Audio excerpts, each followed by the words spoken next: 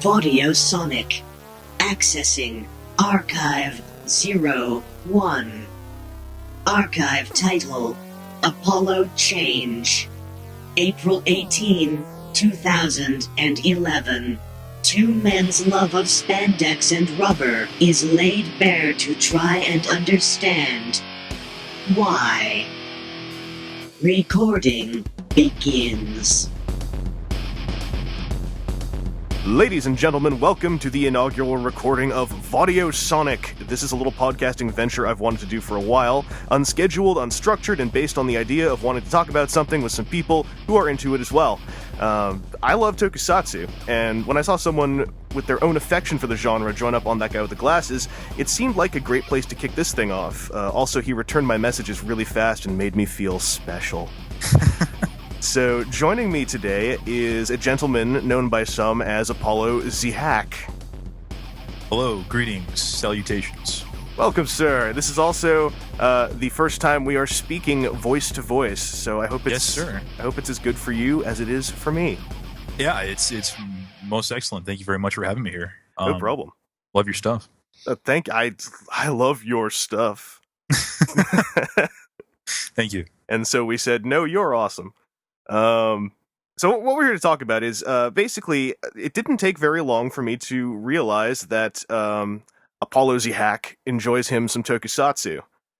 And I wait, it was evident? Like, it was obvious? I had to look for a little while, and I was kind of trying to read between the lines. I wasn't sure about you either. I mean, you just got all these, great action figures and stuff. I was kind of scratching my head there, but I wasn't quite sure. Yeah, it's kind of like, it's like if I'm in room 101 and he's in room 110 on the other end of the hall, but we keep walking past each other and we're like, hey, wait, do you, I don't know. He's not a neighbor, so I'm gonna just go back to my own room here. And, I mean, he's on team TGWTG and I'm in inked reality because, there's ink and paint, which is on toys.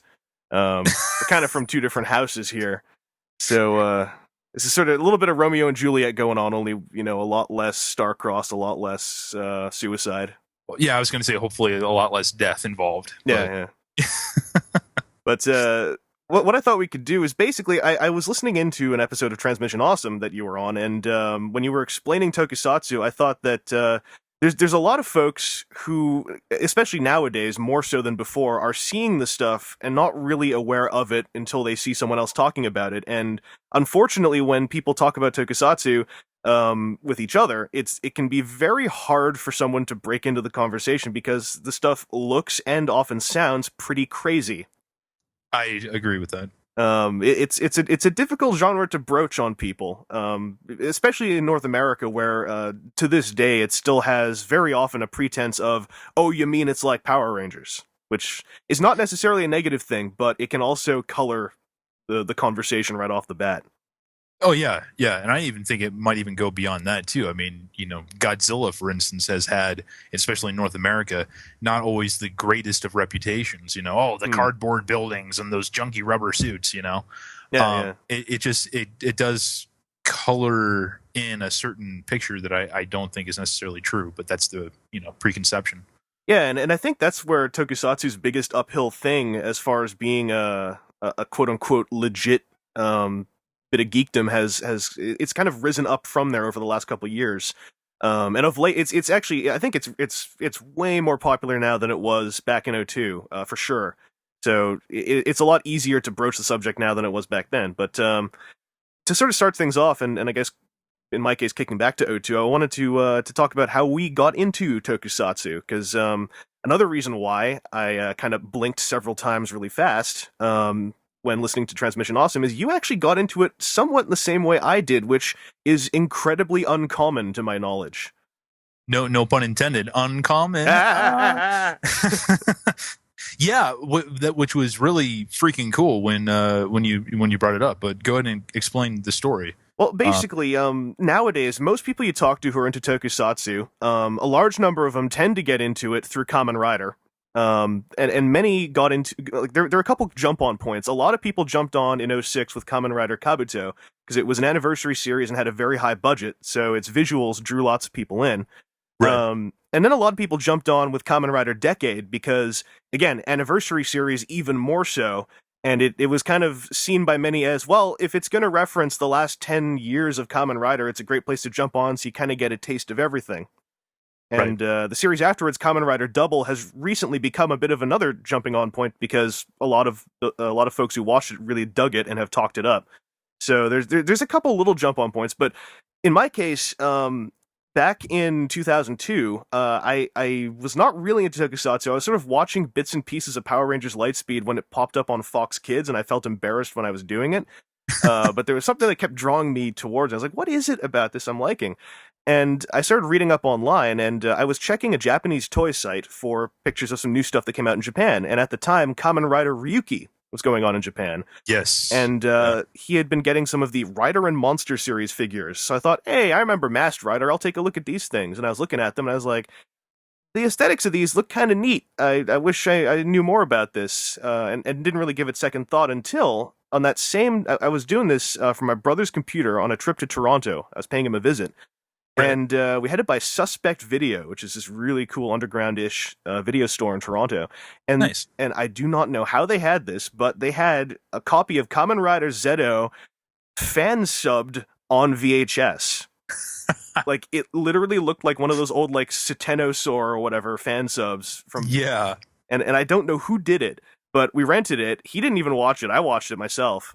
And I found it utterly enthralling. And I was like, I want to know more about this. So I went and grabbed... Ryuki was on the air at the time, and there were a couple crappy fan subs of it that only went about 3 episodes in, but I grabbed those, checked those out. I was like, this is pretty cool. Watched a lot of the series in RAW while it was airing. IRC chats, downloading videos back in the old days. And that kind of kicked me down the path. And ever since Ryuki, I have been watching Kamen Rider as it airs, pretty much. And delving into other things on the side. But that's where I came in, anyway. That's fantastic. Like, again, just pure luck by finding that ZO tape. Absolutely. I mean, that's awesome.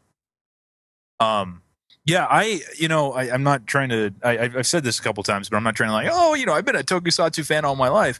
But, if we're going to jump away from the hero thing for a little bit and go into, like, the Daikaiju Aiga, the giant monster stuff for a minute, the very first stuffed animal I ever got as a baby was a toy Godzilla, a little stuffed animal Godzilla.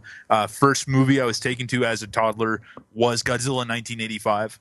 And, along with, dinosaurs and whatever else. I was really interested in that, got into Godzilla.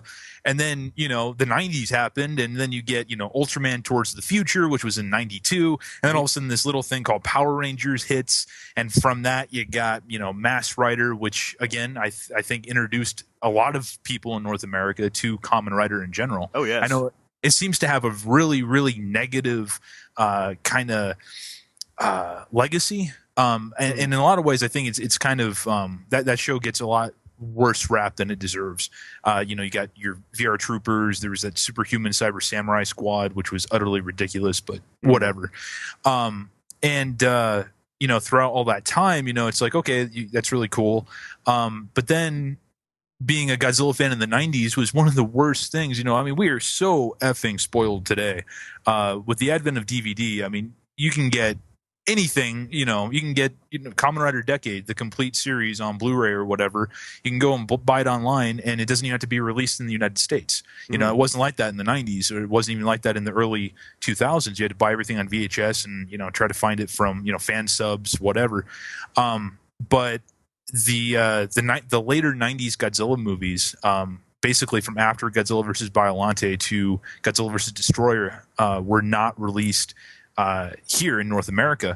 So, I bought a whole bunch of fan stuff, and I became aware of other things, there's Kamen Rider. What's that? Oh, it's what Masked Rider was. And strangely enough, ZO was pretty much the thing that propelled me into really liking Kamen Rider. But my very first official Kamen Rider outside of what I was seeing in Masked Rider was Shin Kamen Rider, which is the only reason why I started really getting into that was because originally they were going to get the guys who made the first Guyver movie to make that particular feature. Yeah, I heard in an interview with Steve Wang, there was some talks he was going to be involved in something like that, and something fell through. Yeah. There was this great article that was going to appear.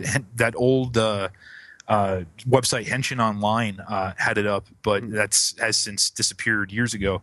But Shin looked just like the Guyver, and I was a big Guyver fanatic. So I'm like, oh my god! So jumping into that, and then all of a sudden, you find ZO, and ZO just blows everything out of the water pretty much in terms of American tokusatsu, or at least the the North American adaptations of such. But ever since then, it's just been like, oh yeah, it's been a genre I've loved checking in with and seeing and everything else. Yeah. I was actually just checking out your ZO video, and remembering that one of the things that I love about ZO is it's one of those things that there's a lot of media I like that I also don't really like rewatching. Right. But ZO is one of those things I can really just pick up. I don't even have to watch it from the start. I can just go like, I'm a click to the timeline here and just start watching, and I can just sort of fall into it and dig what's going on. Like that movie is so recommendable. Like you said in the video, it's a great way to see in a very short amount of time why someone might dig the genre. Yes, because it's so compact. It's got it's Keita Amemiya, who was one of my favorite tokusatsu visionaries. I've been mispronouncing his name the entire time. So thank you for correcting me. I took a year and a half of Japanese, so I'm all brushing my fingers on my collar here and looking cool. But that guy, I didn't realize I loved his work until I realized a whole bunch of my favorite stuff he had his fingers in, pretty much. Yeah, and that movie really it tells you the basic story of the Kamen Rider concept. It's a man who has become something that could be monstrous, but he is a hero, and he fights some monsters with his martial arts. And then at one point, he, in a very badass way, says "Henshin" and turns into a Kamen Rider with smokes coming out of his joints, and it's it's pretty cool. Yeah, I will fan wink ZO to the day I die, because that movie really is perfect for anybody who's trying to get into this for all the reasons you just said. You get a taste of everything, and the production value of that particular short is just stellar. And it's definitely probably in my opinion the best. Did you say Amemiya? Is that how it's properly? He has a strange name because there's a lot of repetitive consonants in it. It's Keita Amemiya. Amemiya. Okay. Yeah. Amemiya's best work, in my opinion, is ZO. I mean, you have things like Hokkaido that look amazing, but fall just completely flat in terms of story. You got J, which is, it's not bad, but it's definitely no ZO. Yeah, I always feel kind of bad for J, because if J came out on its own, I'd probably think this thing's awesome. But it's just when you hold it up next to ZO, and that they were kind of designed in tandem, and sort of like they were going to be a new, Kamen Rider 1 and 2 almost. You're kind of like, man, like ZO sort of overshadows you a little bit. Yeah, yeah, definitely. Plus, ZO didn't have that damn grasshopper sidekick thing. Yeah. Or at least his stayed quiet. Yes. Oh, that's right. I forgot. He did have a grasshopper sidekick, the one that talked to him. That was very special. Yeah. But yeah, ZO again is I just can't repeat it enough. Great starting off point for anybody, because I really think it introduces a little bit of everything that every other Kamen Rider had before and after that movie came out. And if you're gonna, if you do get into that and you want to pursue the other works of Keita Amemiya, it is worth almost like a warning that ZO is also it's like Keita Amemiya on the tightest leash he's ever been on. And this is kind of what I love about the guy, I admit, is when he's sort of let loose, he is one of the most artiste guys in the genre, in that he will just let his ideas flow out of him like a raging river, and he doesn't really care where that river goes. So as has been said about Hokkaido, and I adore Hokkaido, but Hokkaido is also nuts. There are lengthy dream sequences with dark fairies, skeleton angels, and a dude in black armor, and because I've seen almost I think a good half, if not 3/4 of the work Amemiya has done in Tokusatsu, I think I know what he means by it, but I have such a long amount of exposure to his stuff that maybe that is helping me translate it more. Like especially you got to make a video review of that. I don't even care if I already did a review on that guy with the glasses. You got to make a review of Hawkeye and explain what the hell it's talking about and what the hell it means. Yeah, because I, especially having watched, in my opinion, one of his best works is his TV series he did in the mid 2000s called Garo. Yeah, I saw some of that. I really want to watch that because it just looks fantastic. It's got such a cool backstory too. It's basically a single Japanese season of about 26 episodes. Only it aired at, I think, somewhere between midnight and 3 a.m. Really? So, and it had no toy line to support it. It had like some collector merch come out, but you can't support a tokusatsu show like that on collector merch alone. Yeah, so really. He was just, I think they called it late night tokusatsu for adults. It was kind of like this just grand experiment of like, we're going to take one of the craziest dudes who has made some of the spookiest tokusatsu. We're going to tell him to make a TV series. He's creative head. We're going to let the leash loose on him. We'll just tell him, you got this much money. Let's see what happens. And that show, it has its critics. Its storyline has been criticized. I feel as a whole package, its storyline ends up being pretty solid, but it does have a bit of a slow grind at the beginning of being very episodic. Right. But it's very Keita Amemiya. It's like the Garo suit.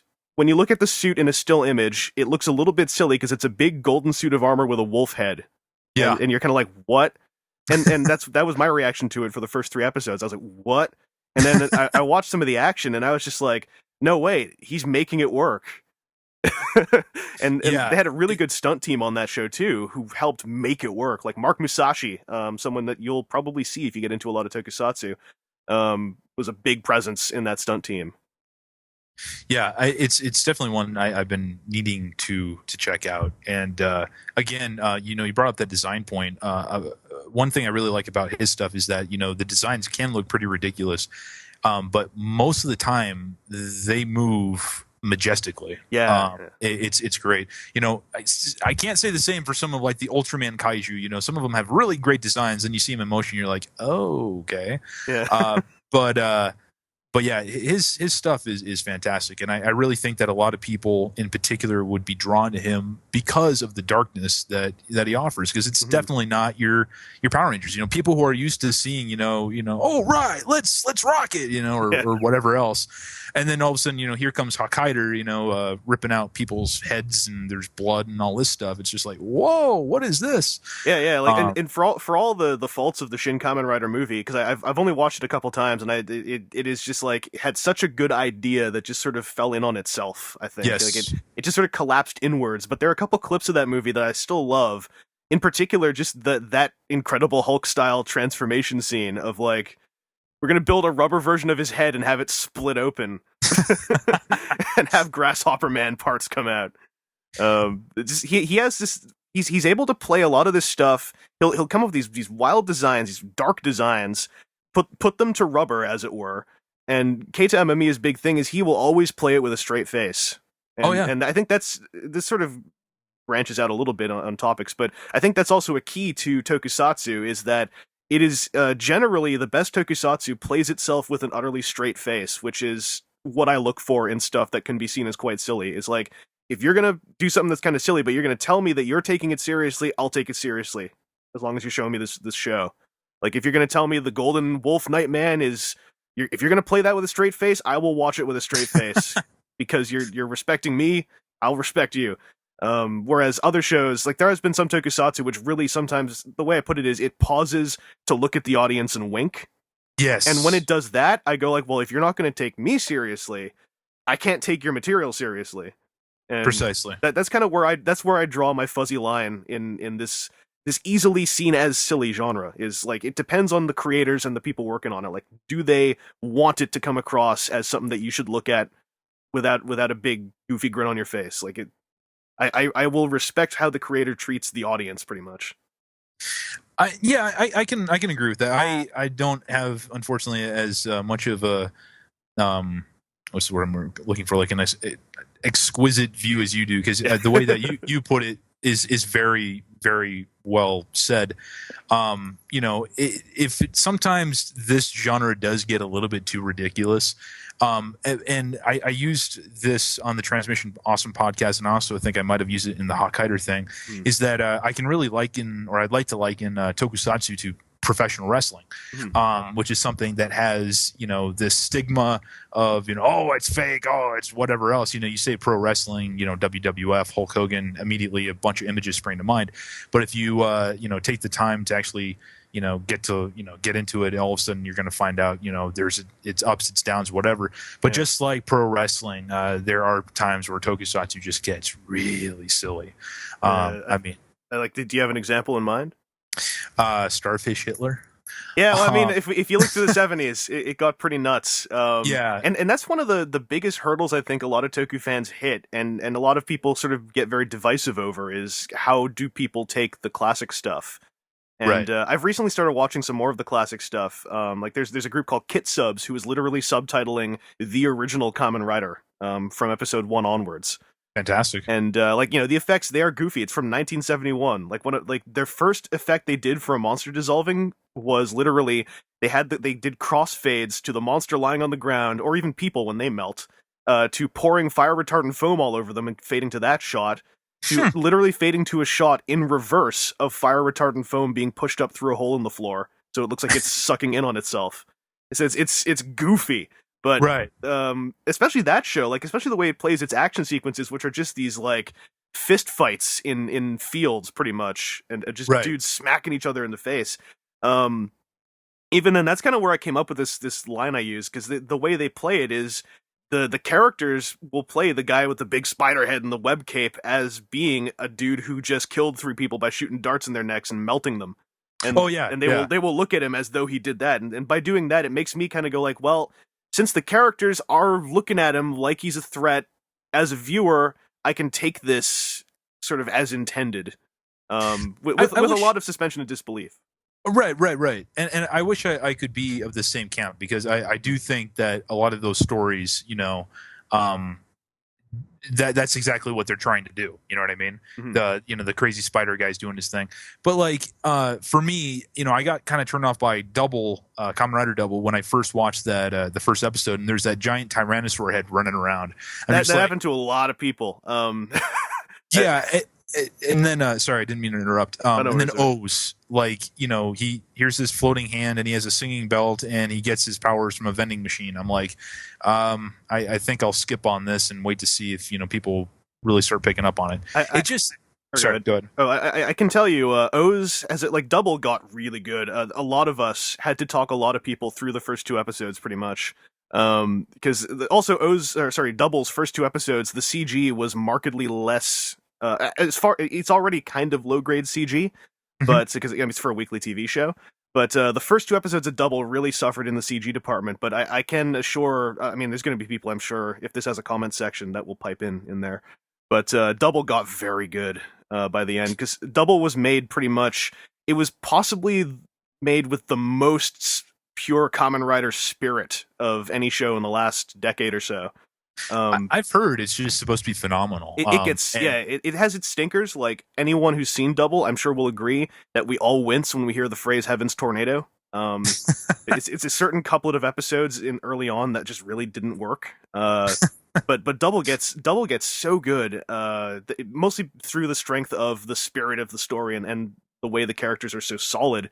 And O's really had trouble catching the fan sub audience when it started off, because Double was so strong.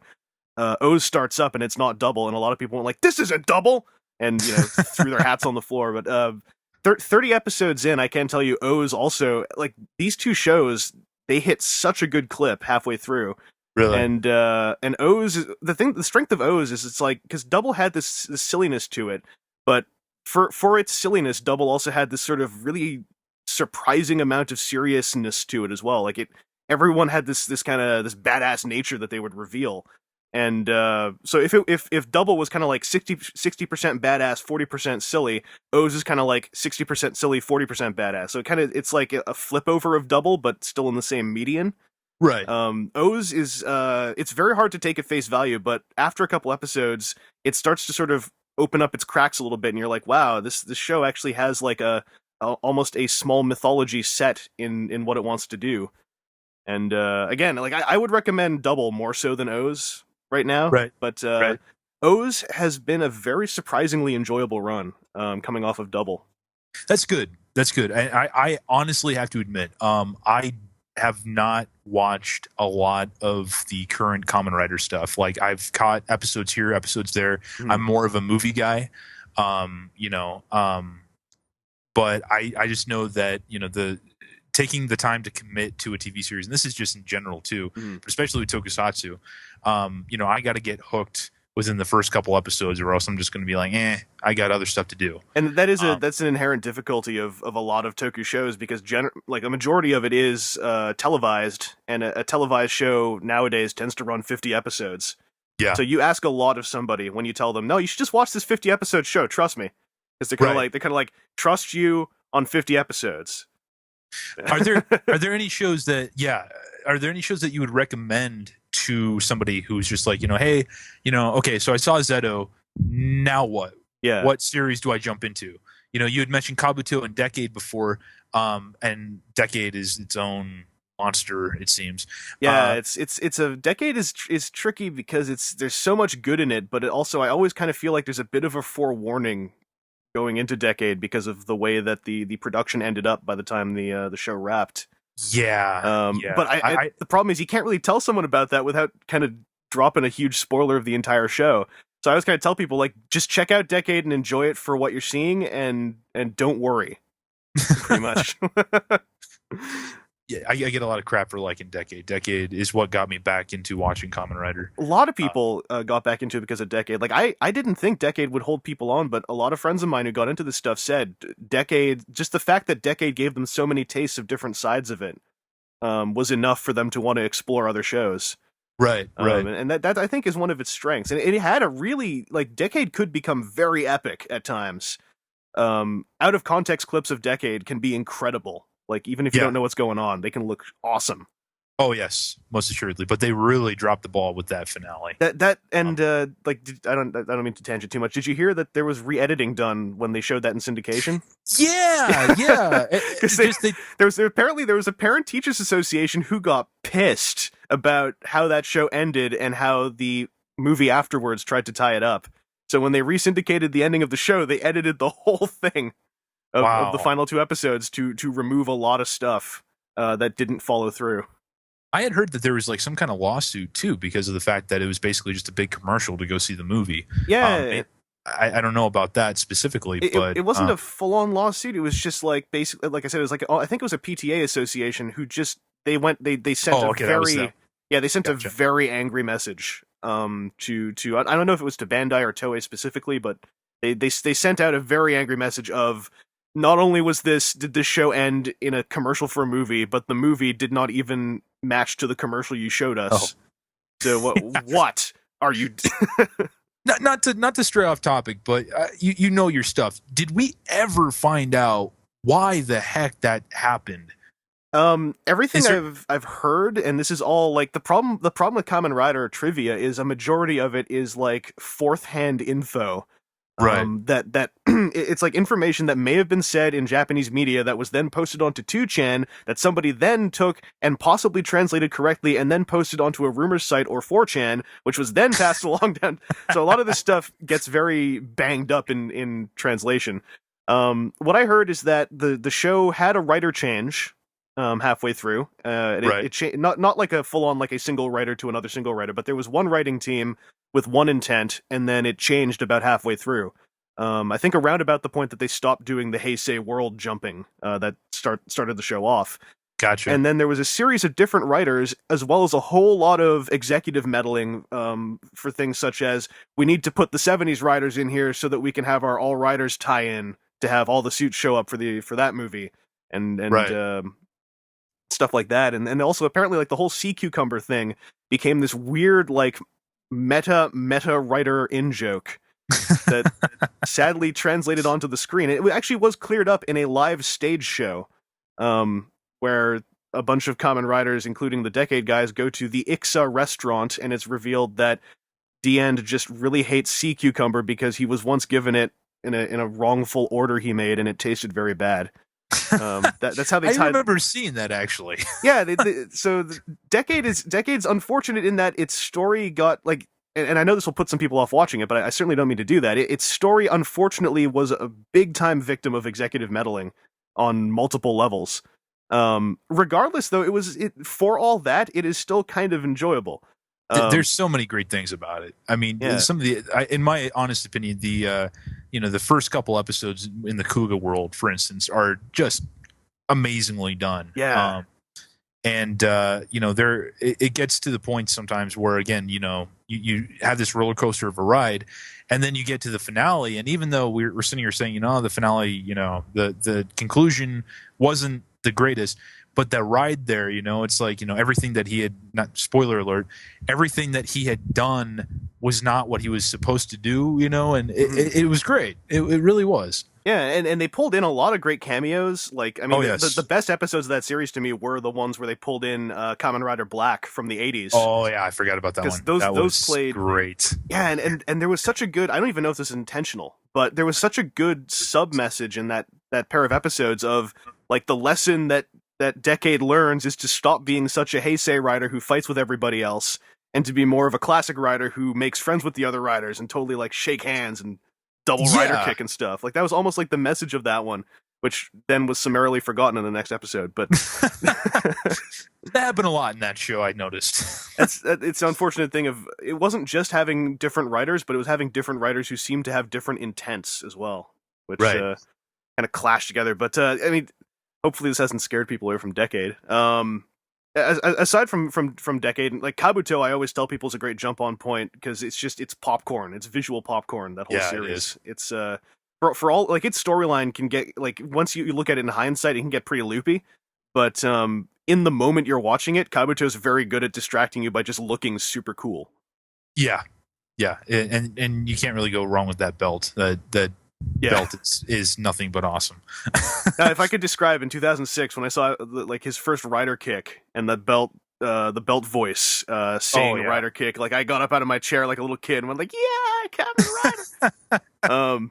But if we're gonna talk about maybe recommendations, we're talking about like full on TV shows people might enjoy, because I know especially anime fans are ready to drop a 50 episode chunk of time on something, because a lot of anime series tend to be 26 to 52 episodes long, so that those folks are prepared to go like, well, I'm gonna, I have a 50 episode block of time. But for folks who just want to see movies, of course, there's Kamen Rider ZO. That's a great place to look.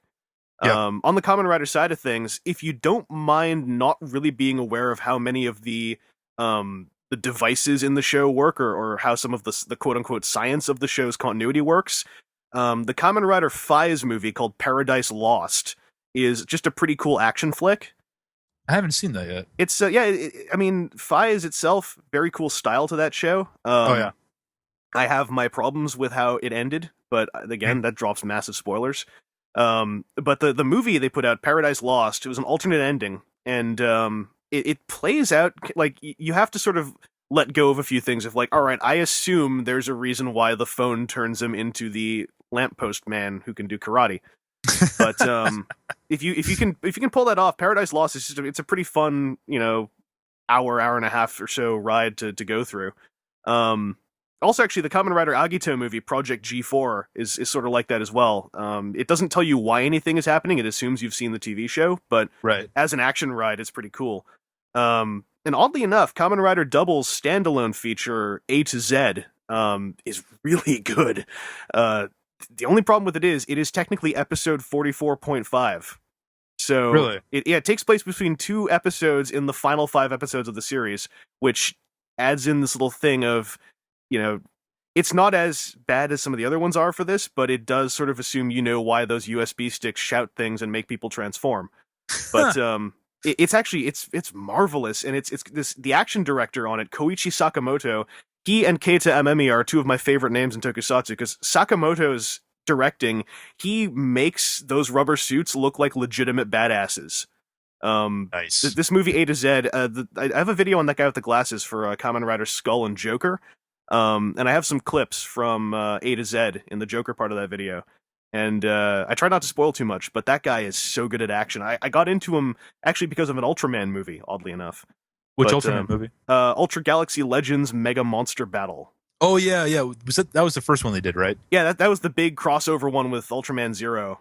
And gotcha. That's the first piece of Ultraman media that actually won me over and got me into that whole franchise. Really? And it's because Koichi Sakamoto, he's so good at action direction that, because usually Ultraman, I tend to, like, I'm not a big kaiju guy. Mhm. So when I see kaiju fights, especially like an Ultraman or Godzilla, I sort of, and I feel bad saying this, I get a little bit bored of the choreography. No, I can understand that. Because it is very slow, because it's big dudes in big suits. Right. And what Sakamoto did is he took that, and he took the Ultramen, who are these lean guys in spandex, and he made them move incredibly fast and really hardcore. And then he had a scene in that movie where a bunch of kaiju fight, and he made the kaiju move that fast. Like he has a kaiju whose proportions are similar to Godzilla's, doing like a rollover bicycle kick. Have you ever seen just since we're on the subject of kaiju, have you ever seen like Godzilla Final Wars? I saw Final Wars, and I am the I saw it with a friend of mine, and then I went online, and for whatever reason, when I got to watch it again, because when I watched it, I just didn't really enjoy it when I was watching it. I don't know why, because there's a lot there that I should love. I love the redesign of Gigan. That was awesome, and Dawn Fry was quite amusing, but something about the movie just didn't click with me at all, and that's where that was a couple years before I saw this Ultraman thing. But when I was watching it, I was like, maybe I just don't. Kaiju just doesn't click with me. Like, I wasn't sure why I wasn't able to get into it. Yeah, it's a genre that has really. You watch one thing and it's the same as everything else, You watch one of the old Gamera movies, for instance, any ones during the late 60s and early 70s, it's the same movie every single time. And the Godzilla movies are similar, they're different, but again, it's hard to really come across something where you're just like, oh my gosh. The one thing I would throw at you is the Gamera Trilogy, the one that came out from 95 to 99. I've heard good things about that. Dude, it's just incredibly well done. I mean, take every cliche that came up before it, and these guys just turn it on its head, make it very, in my opinion, very accessible to somebody who's generally not a fan of that genre, because it's almost like if America was going to take Gamera and try to revamp it and to try to make it to appeal to a wider demographic, a wider audience. That's exactly what the Japanese did when they took Gamera and did it with those three movies. Then they did Gamera the Brave and everything went to hell. But regardless of that, those three movies, like if you if you're ever bored one day, you're like, I don't know what to watch, definitely check those out. And Gamera 3, I will also say, in my opinion, has the best cinematography and probably the most dramatic story out of any kaiju flick, Godzilla included. Mm-hmm. It's good stuff. I gotta check that out, because I know Gamera has a huge following. Not like huge so much in numbers, but the people who like Gamera love Gamera. Yes, and there's something there that makes them love it, which is that's how I look at a lot of, like, there's a lot of sub fandoms and fandoms I'm not into. And so I always look at them and at least try to see, like, so do the people who do like this, do they love it? And the people who like Gamera seem to love it. The trilogy is fantastic. The original movies are fun if you want to drink a couple beers and enjoy yourself a little bit, because it goes back to that goofy factor that we were talking about. There's one movie in particular where a couple of kids, or Gamera has to save a couple of kids who fly to this far off planet, where there's a couple of Japanese aliens, women in thigh highs who want to eat their brains, and they have a giant butcher knife that can shoot out Chinese stars out of the sides of his head, and Gamera has to fight that. And it's just kind of like, okay, that happens to me every Friday. I don't know. So that. Precisely. That goes into the same territory as Starfish Hitler and Ant Capone. Which I think that was all Kamen Rider X. I was talking to my friend Ega Devil on a podcast on Henshin Justice, and I think he mentioned X had this thing of all the monsters had to be relevant to some figure of history, at least at some point in the series. Yeah, wasn't there like Genghis Condor or something like that, or Yeah, so, something like that? if anyone out there ever can find a picture of Aunt Capone, it's a real life changer. Doesn't he have like the Great Lakes on his vest or something? Yes, and an ant head and a Tommy gun. This would be a good place, I guess, just for all the stuff we're saying. I think what makes Tokusatsu click with either of us, I think would be the big question that someone who's still kind of wincing or quirking their head would be saying. Like, in my case, I think what really makes it click is, among other things, the way that the best Tokusatsu takes this whole thing of, we're going to take something that should have been, like, basically something that most people would say should have been animated or drawn, and we're going to represent it here in real life, in practical, and Yes. and do something with it that is pretty cool. That's kind of what really holds me in. In the case of Kamen Rider, I am hugely into just the base concept of the man is turned into a monster and then fights evil instead of becoming the monster, kind of thing.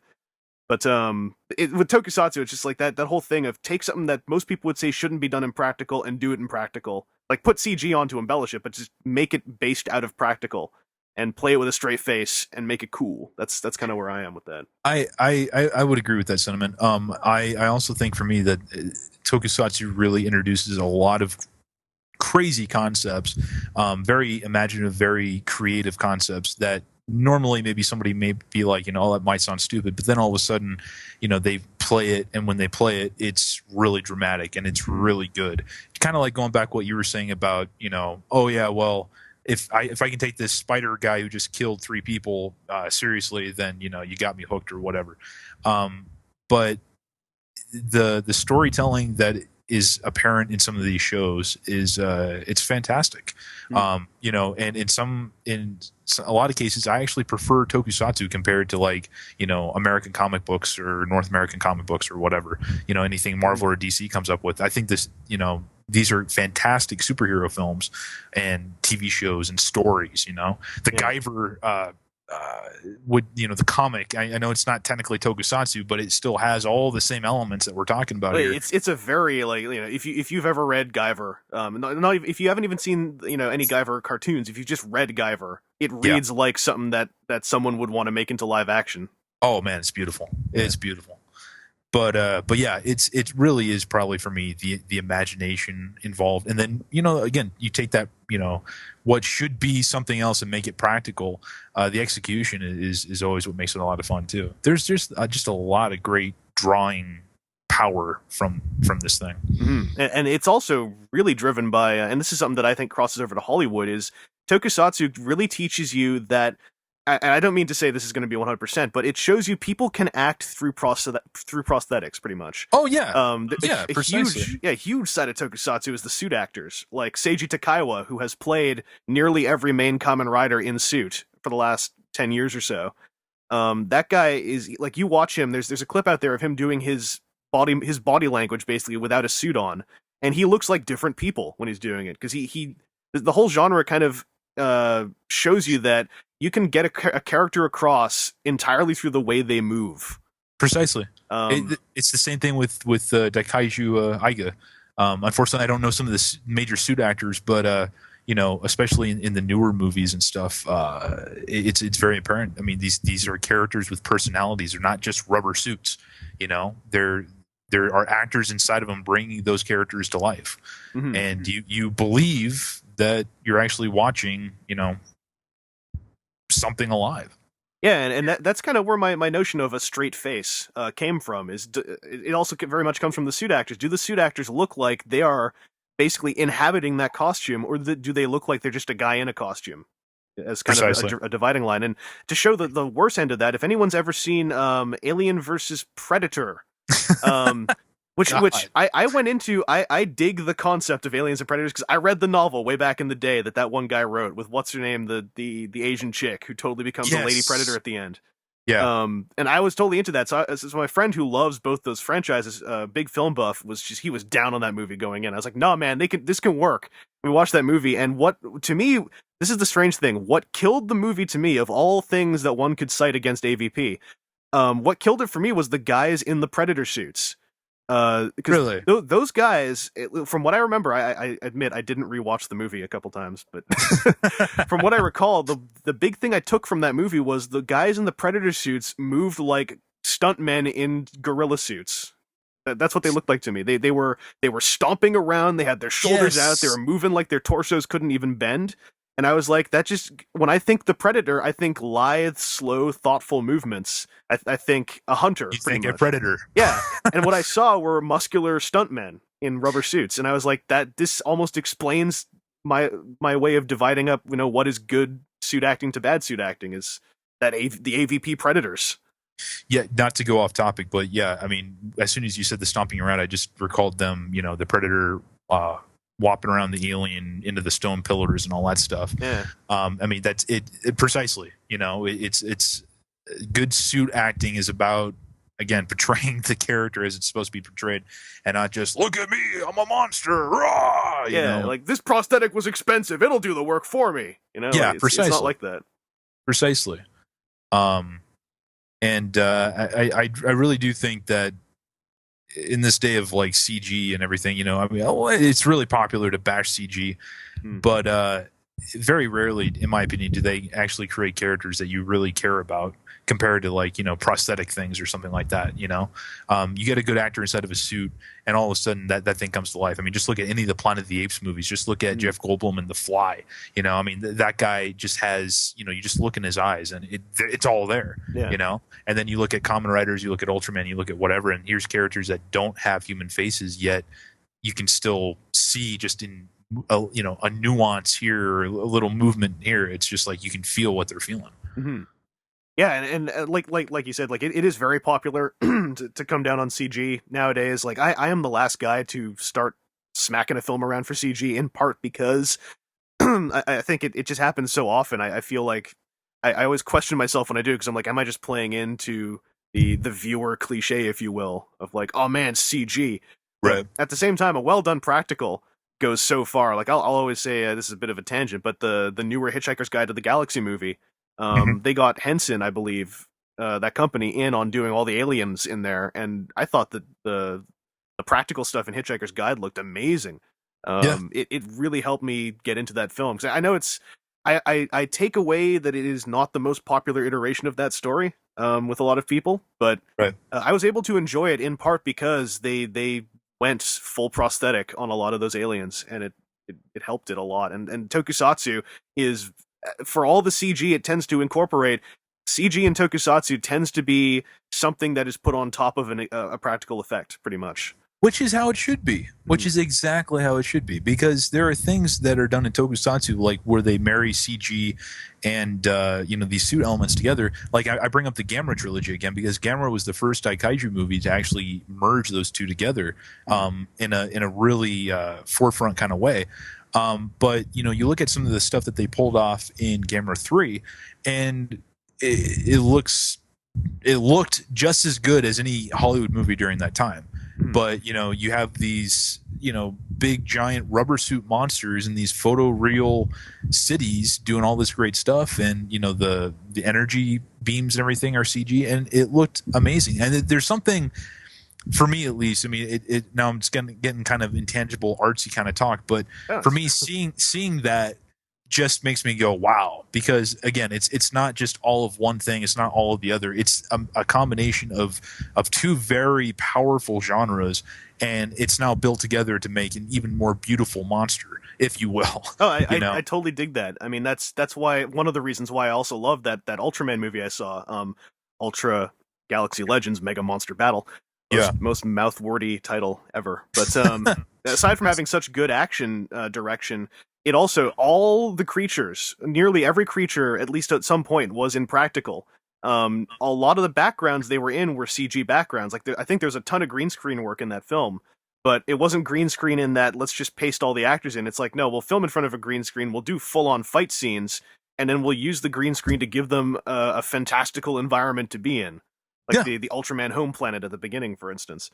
And so it's like the CG is there, it's enhancing things, but the crux of what you're seeing is still based on these practical dudes, no matter how much CG is around them.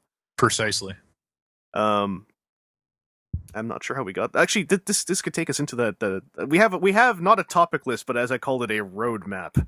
That we're trucking along through here, and I think this seems like a good place to go into the idea of something that I felt could be much better discussed with Apollo ZH here rather than myself, because this references stuff that a lot of folks out there in the geekdom of the internet seem to watch that I still haven't actually seen in full myself. But my question was about parallels between tokusatsu and live-action special effects that have more wider acceptance. Now, some people, I think, might knee-jerk when I say these things to me seem akin to tokusatsu. But so brace yourself. Tie your legs to your chair when I begin here. But I see shows like Doctor Who. I see shows like Battlestar Galactica. Battlestar Galactica, what's that? It's something about spaceships and robots. Oh, fracking hell, I don't know what that is. People talk about it all the time. Yeah. Apparently, another very oddly enough, it's a very divisive show, I know, on the internet. But yes, my brother and his girlfriend have been trying for the last year to get me to marathon the show, and it kind of hits that same thing where I'm like, okay, how long is the show? Oh, that many seasons, and you want me to watch it all at once? Best of luck with that, by the way. I'm gonna try sometime. I gotta know. But stuff like that, stuff that I would call, because tokusatsu, when you look at the actual term, it is pretty much live action special effects is what tokusatsu means. Yeah. It tends to be applied to martial arts stuff and action stuff because it's a way to tie all that stuff together, like Kamen Rider, Super Sentai, and Ultraman and Kaiju. But do you think there are parallels between, this tokusatsu genre and stuff that is technically tokusatsu, like Doctor Who or Battlestar Galactica, like stuff that uses practical effects to tell often sci-fi things, and so you have like rubber monsters and stuff in Doctor Who, or Daleks, which are just like, they are props walking around, but people regard Daleks with utter fear and intimidation. Right. Do you think there's some parallels in there? I think, if I were to really, go back to just the bare basics, it's being like, 5 years old and walking into like a special effects shop or something and just seeing all of these fantastic monsters and model spaceships and dinosaurs and whatever else, that, makes you geek out. Mm-hmm. At its core, I think that shows, the sci-fi genre, the fantasy genre, all that stuff being brought to life. I think that it's just the love of special effects and visual effects in general that I think really resonates with some people. Mm-hmm. I don't know if, for me, tokusatsu made me love Battlestar Galactica because, I love Star Wars too, just as much as I love Godzilla as a kid. Absolutely. Yeah. But I do think, again, we go back to this practical thing. I do think that really is going to draw a lot of people in. Like in Battlestar, a lot of the Cylons were actually visual effects and not special effects. Mm-hmm. And but regardless, they were still characters, even though they were just robots. They were these big killing machines, and you believed it. They filmed it like you believed it, and it just was really cool. And I think that, if a show treats its special effects with respect as Tokusatsu does, I think then people are just going to really buy into it a lot more, if that makes any kind of sense whatsoever.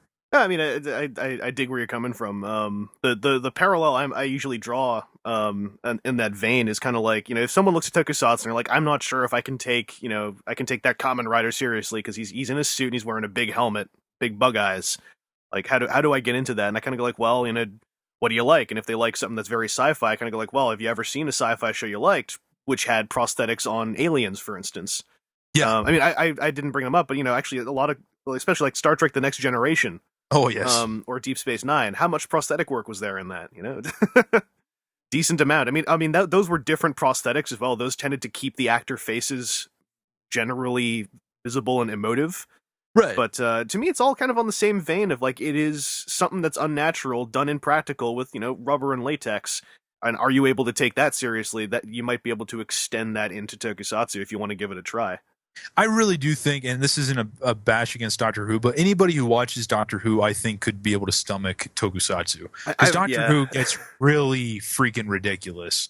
I mean, Battlestar is a lot more kind of like, whatever. It's dark, whatever. But the Doctor Who series, from what I've seen, it can get really retarded. All I got to say is the Absorbaloff. I don't know if you've seen that episode, but is that the thing that the girl got sucked into the concrete? Yes, yeah. I mean, if anybody who can take an episode like that and still watch that show with a serious face and be like, "Oh my gosh, it's great," I do think there might be a Tokusatsu fan waiting to come out somewhere buried within that. Yes, yeah, very much so. Whenever, I mean, as I said, I haven't taken the time to get into Doctor Who. It's kind of become a running joke on Twitter that I sort of antagonize Doctor Who fans. I know. I had a long thing where on my Transformers podcast, WTF at TFW, I basically said I think that a Kamen Rider could rider kick the TARDIS and blow it up, and that caused more outroar than you might expect that simple sentence to cause. But from what I've taken from Doctor Who, and especially since I know a lot of Doctor Who fans, and when, for instance, the David Tennant era was coming to an end, and they were all just talking about what they were watching, constantly, like, oh man, did you see when this happened? And I pick up some of those plot points, and it'd be like, a lot of these plot points sound like they're along the same vein as, like, if you can take those plot points, surely you'd be able to take some Toku plot points as well. Like, very much so. Not to say that they are poor plot points or silly, just that they are very fantastical, and fantastical on a somewhat low TV budget. Yeah.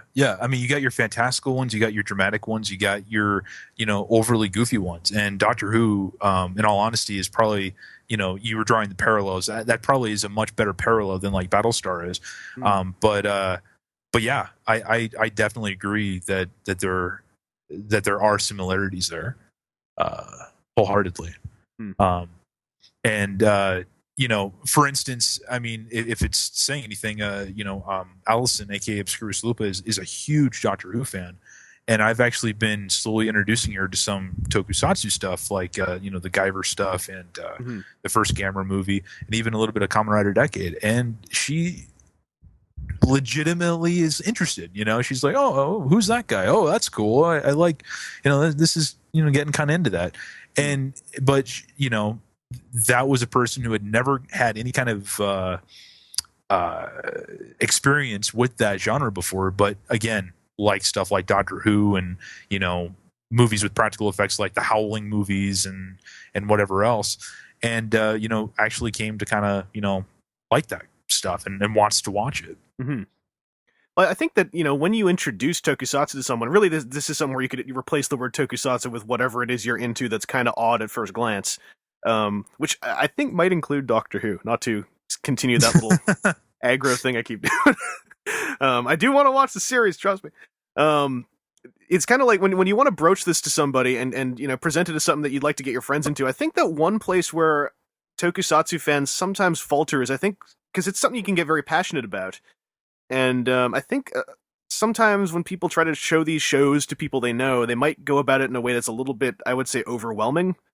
Like, for instance, saying, oh no, you should just watch the 50 episode TV series. It's kind of like, well, if they're an anime fan, that can work because they do that anyway. But if it's someone who just watches, American television or just watches films, for instance, it's a lot to ask of them to watch 50 episodes and to ignore, especially if it's a show like Kamen Rider Blade, which starts off with in upwards of 15 episodes that are not very good and then gets better afterwards. Right. That's a very hard thing to expect someone to go through in their spare time. So when you have stuff like, as you said, someone who's into visual effects work, and you have something that's a little bit more, I would say Decade is actually one of the more concise Rider TV series, because Decade can kind of be enjoyed just in 2 episode couplets. Yeah, like you can just pull up 2 episodes a Decade and just go like, well, just watch these, and then when they're done, regardless of the cliffhanger at the end, it feels kind of like, okay, I see what this is about. And it's Decade is not one where there's really a bell curve to it as it goes on. It just kind of maintains this median of like, there is cool stuff going on here. So if you are a Toku fan who wants to get more people into it, or at least wants to see if people are into it, because some folks just won't get into it, I'd recommend starting off with something a little bit shorter, or at least just show them some cool clips and don't do too much preamble. It's a very easy thing to make look a little bit too spooky to want to get into. I don't mean to keep on just sitting here and going and agreeing with everything you say, but I do think that idea of just showing the double eps of Decade, for instance, is a great idea, and or even going back all the way to the beginning of this conversation with ZO. ZO is 45 minutes. Yeah. You know what I mean? J is 45 minutes. Hokkaido is 45 minutes. And if you don't have 45 minutes to spare to watch something, then you shouldn't be watching anything at all. But again, it's just kind of ease it in rather than just be like, oh yeah, 50 episodes here, and there's this trilogy of movies. My Kamen Rider Bugmans are so awesome. Watch them do karate here. Just moving down the roadmap a little bit here from those parallels thing. We've been talking up Toku a lot, so this is sort of playing into that. But just curious, no specific order, no specific number, just what some of your favorite pieces of Toku media are. And they don't have to be ones you'd recommend to people, just stuff that you've enjoyed. I know we've said a few already, like ZO, of course. Yeah.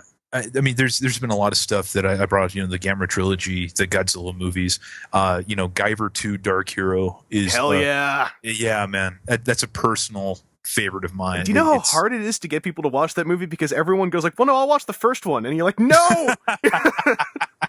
Like you're diving for the DVD going like, no, let me just take care of that for you. How dare you, sir, from preventing them to watch Jimmy Walker as a rapping Zoonoid with bling, dude? Well, I mean, I that first Guyver movie, David Gale kills me in that movie every time. Like, I love him. Like, when he's like, a toaster!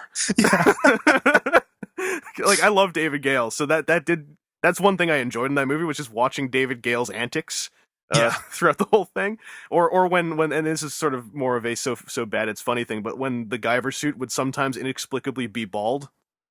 Yeah, I still don't get why the hell they put the head fin on the actual head. I have a feeling it might have broke or something, because there are some scenes where the head fin is exactly where it should be, but during all the fights and stuff, it is very obviously glued right to the cranium. Yeah, it's like it's been taped down almost. It just looks strange. Yeah, yeah, it really does. But Dark Hero is awesome. Like, especially if you're someone who has no time for a movie that's no good, then just skip the first one and watch Dark Hero. Yeah. Dark Hero is fun. It's cheesy. It has a good story. It's captures the Guyver spirit perfectly. Yeah. But how about yourself, sir? Well, I mean, there's a lot of Kamen Rider tends to be my bread and butter. So I've always said, like, I have very favorite Kamen Rider series. Like, I adore Double. The fact that they are doing epilogue movies for Double with Koichi Sakamoto directing is made this one of my favorite. Like, the first one came out, Kamen Rider Axel got his own movie. Nice. And the action in that was good. He is a badass in that movie. And as far as Kamen Rider goes, like Double, I love. Agito remains one of my favorites. Blade has such a weak opening for such a strong ending. Right. Is the way I explain Blade. Like, Blade is something where I want to tell people to watch Blade, but I have trouble doing it because I know people will get lost by the first 15 episodes, because they'll just be like, this looks like crap. And you got to get like I tell people, like, no, listen, when it was airing, I stopped watching it for a month, and then I came back, and suddenly it was good. But Agito, the problem with Agito, I love Agito, but it's so hard to find online to watch, because Gomen Rider has subtitled the first 17 episodes, and that's it so far. The whole series was subtitled by Cruel Angel Productions many years ago, but they sold their subtitles on DVD for an incredibly painful price. And the only way to see that without buying it is that somebody bought it and then ripped it. So there are rips of those DVDs on the web. That's how I watched it. But the rips are encoded horribly. Oh, wow. The aspect ratios are all gaffed up. You have to manually go in each episode and fix the aspect ratios in VLC or Media Player Classic. Like, they ripped it just like, I don't know how to explain it. Like, and some of them work, some of them don't. It's totally gaffed up. Which is a shame, because Agito was it was actually, I believe, to this date, the highest rated televised Kamen Rider series. I see. Yeah, I think it was. Yeah, it had such a good story. It was written by a writer called Inoue, who has become a bit of an in-joke in the Toku fandom of like, oh my god, it's gotten so Inoue. Because Agito was amazing, but things he's written since then have a tendency to not be quite as amazing. He has these things which are kind of like Inoue tropes. Like, in an Inoue production, after Agito, typically all the cast will for some reason start infighting. Sometimes inexplicably. Someone will get thrown over a bridge into some water. Everybody dies at the end. I don't know. Like, Inoue, as I understand it, Inoue's father or grandfather was a writer on one of the original Kamen Rider series. So he's kind of got this family in, but He's a bit of a messed up writer at times. He wrote apparently a novel for Kamen Rider Fies as an alternate ending, which involved a rape scene. Wait, hopefully it's not like, Kamen Rider Deliverance rape or something. I mean, that's just... I don't know. This, again, the problem is a lot of this, especially when it comes to someone who writes a novel in Japan, is that the reports I have of the novel are as fourth hand as they can get. So take this all with not so much a grain of salt, but kind of like a handful of pepper. But if you do go onto a Toku fan site and you got some hardcore fans there who are really into Kamen Rider, you can always go like, so guys, what do you think of Inoue? And some people might just start, doing their fanboy flip out thing. He's a name, but he wrote Agito, and Agito was great. That's really worthwhile. Garo, I think, is worth it. It's Keita Amemiya television, pretty much. I really need to see that.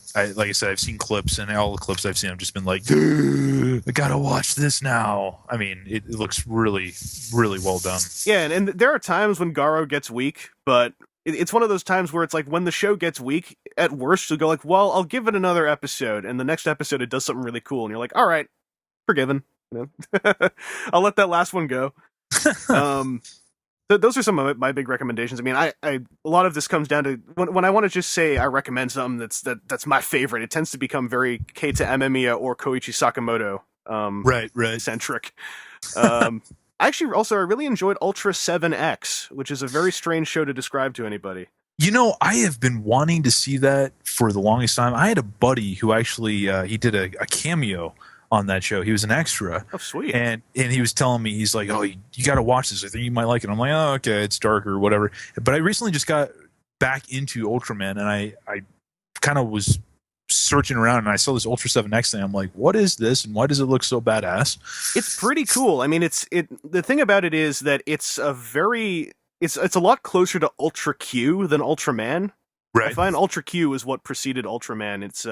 It was the same style, but it's before they had the idea of having a giant. Yeah, it was like a Japanese Outer Limits. A lot of people say, well, it's like a Japanese X-Files. I think that's kind of selling it wrong. But it was more like a Twilight Zone-esque Outer Limits kind of thing. But yeah, it's Ultra 7X is a little bit more like that, but with an Ultraman in it. And it's basically the Ultraman is Ultra 7X. He's like Ultra 7, which is a very beloved Ultraman over there. Except that he's got like ripped abs and he looks angry all the time. It's a short series too. I think it's only like maybe 8-10 episodes. Yeah, it was not that long. And wasn't that another one of those late night ones that you had mentioned, kind of like how Garo was? Yeah. Like Ultra 7X, I believe was very prime time at best. Garo was not even prime time. Garo was like post midnight. Right. It was. I to this day have no idea how Garo even happened as a production. It just seems so unlikely. But I mean, those are some of the things I've really enjoyed is that kind of stuff. Or Double right now is my biggest love, just because Double hits the spirit so well of just like in Double, it comes up the characters in Double. Like there's this one guy Hidari. He's part of Kamen Rider Double. There's a point in the series where someone goes around calling themselves Kamen Rider and committing crimes, and he gets pissed. Because he's like, you do not call yourself that name. Like, he takes it very seriously, the title. Nice. And I really like that, because a lot of the Heisei, as they call it, era, the newer Kamen Rider shows, up till Decade, often never even said the word Kamen Rider in the show. Yeah.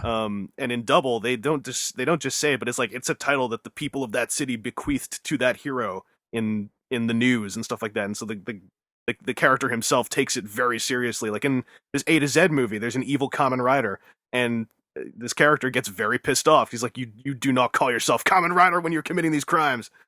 That gets me going, that whole notion. Do you think that after Decade came out, like they basically tried to go back to the grassroots of what maybe like made the Showa writers so good? Because, Double, from my understanding at least, is so different from, say Kuga or Agito or anything like that. And O seems to be kind of going in that direction too. But then again, I could be talking out of my ass. This is just an observation. They do both. Like those two shows they feel very tied together. And they are very much a step away into that direction. I think there was some production material on Double where, for instance, they had to fight Toei to make Double not be another Kamen Rider who is red primarily. Because Double's primarily in his base form is the colors of the original Kamen Rider, which is black and green. Yeah. and with red eyes, and they had to fight to get that done because if you look at the lineup of the guys who Decade tends to turn into in that show, for instance, a lot of them are primarily red because that's a very striking color. Yeah. And so Double tried to be like he tried to be green, for instance, and his powers are wind based a lot, which is how that's what the original Kamen Rider's powers were. He was a cyborg who stored wind energy. That's at least in the first episode. That's what his powers are explained to be.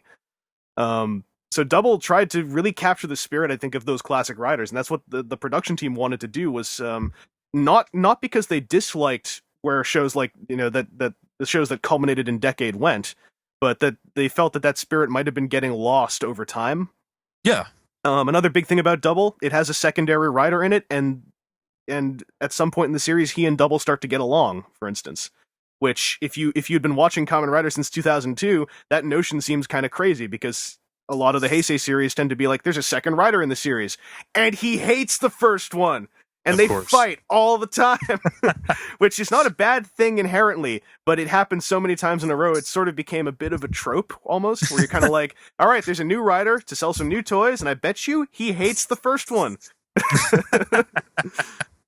Not to say that when Kamen Rider Axel shows up in Double, I mean, he's fairly antagonistic, but it plays that relationship a little bit more organically and a little bit less predictably than it went before. But definitely, that's where they're going with these new shows. They're going for this classic feel, but then it's the storylines beneath. They open up so silly and kind of carefree, and then about halfway through, they kind of drop these bombshells where you're like, there's something really serious going on here. Right. Like in O's, they've kind of revealed some things like that, the entire world is at risk. And in O's, in the first episode, it doesn't feel like that. By episode 30, the stakes of O's have gone up exponentially. In Double, similar things happen. The stakes of Double get very severe some ways in. Which is why I kind of like Double quite a bit, in that it doesn't bash you over the head with, by the way, everything's in danger.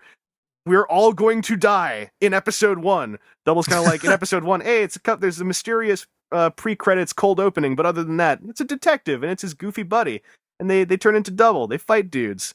And then it starts dropping bombshells from there, which is a storytelling approach I kind of enjoy. Yeah, I think that's a really interesting way to do it, because I think it's almost like Harry Potter in a way. You start out very lighthearted, but then you just go into this really dark, deep story.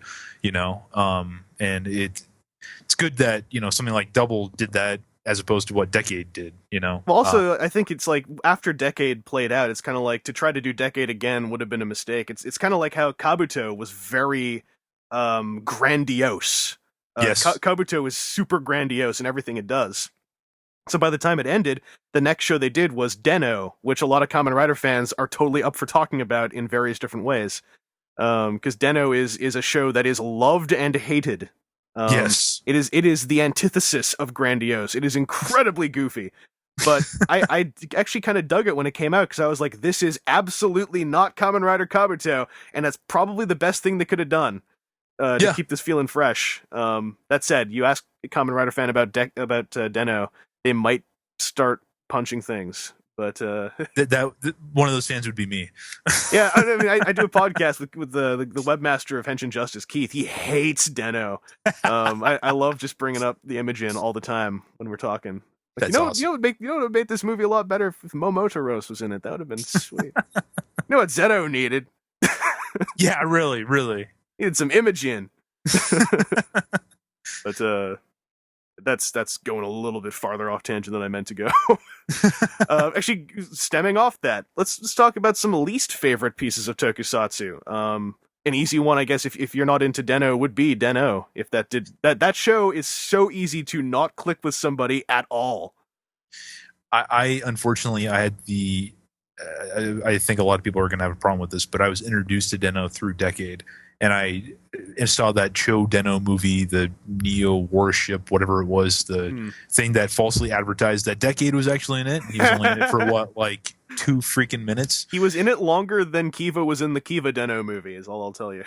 Oh, seriously? They had a Kiva Den-O movie. Literally, they stumble upon the Kiva character for about 5 seconds halfway through, and then you don't see him again till the end when he kind of walks up to the action and goes like, that looks like some Fangires, and then he transforms and does a rider kick.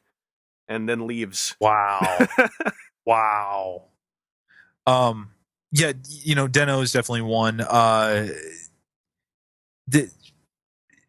O's, we kind of talked about it, whatever. There's nothing really that I just like, oh, dude, I hate that so much. I can't watch it, There are things I wouldn't particularly recommend, the original Gamera movies, as much as I am trying to own all of them on DVD, just because of the fact that they're nostalgic and they're fun to have. They're not, by any stretch of the imagination, good movies. Again,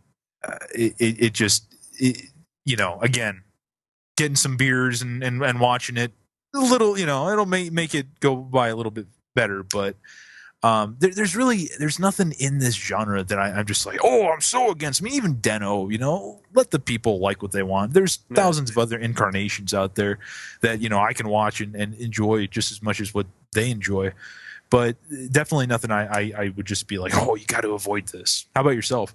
In my case, there were things I used to be very against things, and in hindsight, I eased up on them. A lot of these feelings come from when I was watching something while it aired, which is it is actually to me a very different experience than watching something that already is available in full. Because you're waiting week by week for episodes, you don't entirely know what's going to happen, thus you have a bit of a different approach to it. Right. Most recently, it was actually a Kamen Rider show. To this day, there's still parts of it I will bring up as really not liking, but Kamen Rider Kiva. Which a lot of people actually really love. There are a lot of parts of that show that I like. That show actually became like Heroes Season 3 for me at one point, where and Heroes Season 3 I eventually fell off of. Kiva I went all the way through, but both those shows I was watching them, and then literally for stretches of 3 to 4 episodes, I'd just be sitting there going like, why am I even watching this? And I'd be like, I'm gonna give this one more episode, and at the end of that next episode, it would do one thing that makes me go like, okay, now I got to see what happens. But there are parts that, like, Kiva has some very good aspects. Kiva has awesome music. And it does actually. And it does. Kiva actually had the whole notion of a lot of the actors doing their own character songs and not being super bad at it. Like Kiva's actor, the guy who played Wataru, who turns into Kamen Rider Kiva, is a decent singer. He's incredibly feminine, but a decent singer. When he gets glam rocker on his live performances, he looks like a glam rocker.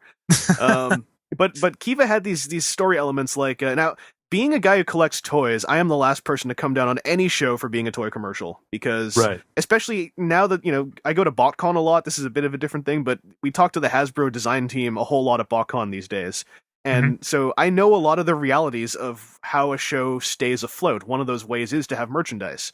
So I do not begrudge any show for being toyetic, because some shows need it to survive. But Kiva did this thing where there's some times where I do kind of start pulling out the toyetic card and slapping the show in the face with a little bit. And one of them was in Kiva, where there were times where it felt like its opening toy concepts felt literally like, let's try to do Kabuto and Den-O at the same time. So when Kiva he'll form change like in Den-O, and he'll be kind of possessed by monsters like in Den-O, but not. And then in the meantime, the other writer, Ixa, when he did his form change, let's make it look kind of like Kabuto, but let's not explain why it's happening. He just pulls a phone out of his face, and it makes his armor explode.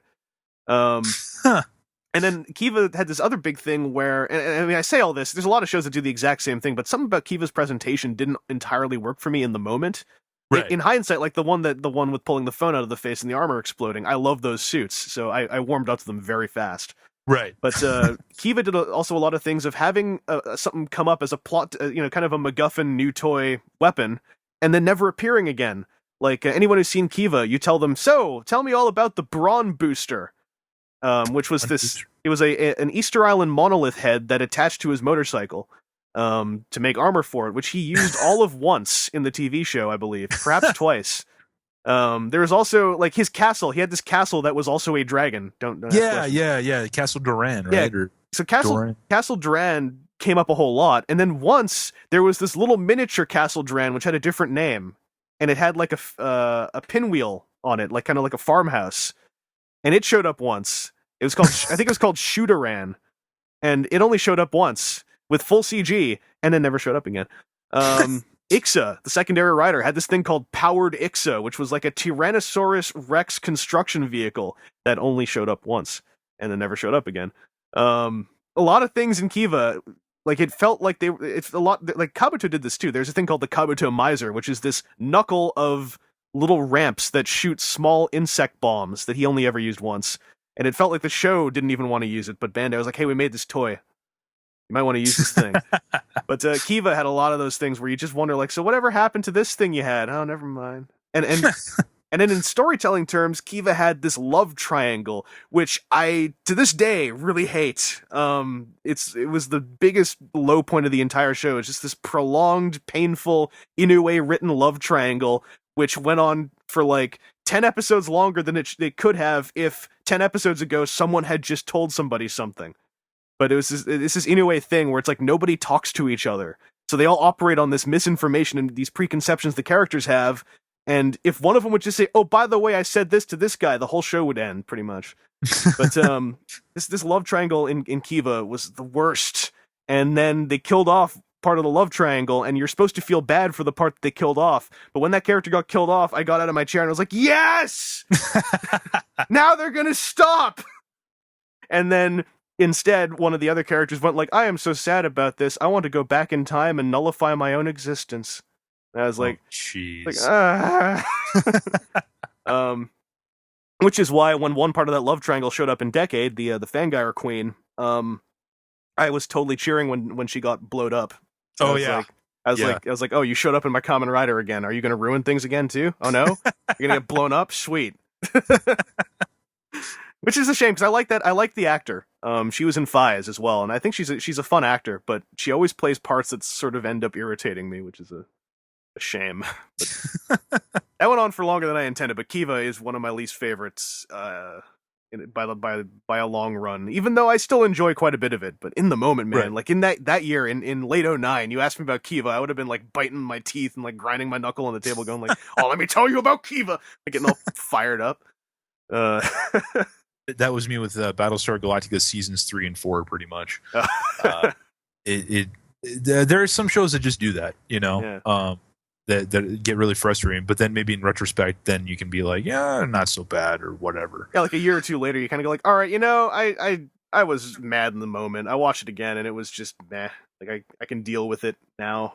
Like Kamen Rider Fies, when that show ended, I was livid at the ending. Like for years, I was livid at that ending, and then I eventually just got over it. So I was like, there's no reason to be this angry over a piece of television media. And also, the ending wasn't it's because it was also the first Toku show I watched from start to end with fan subs.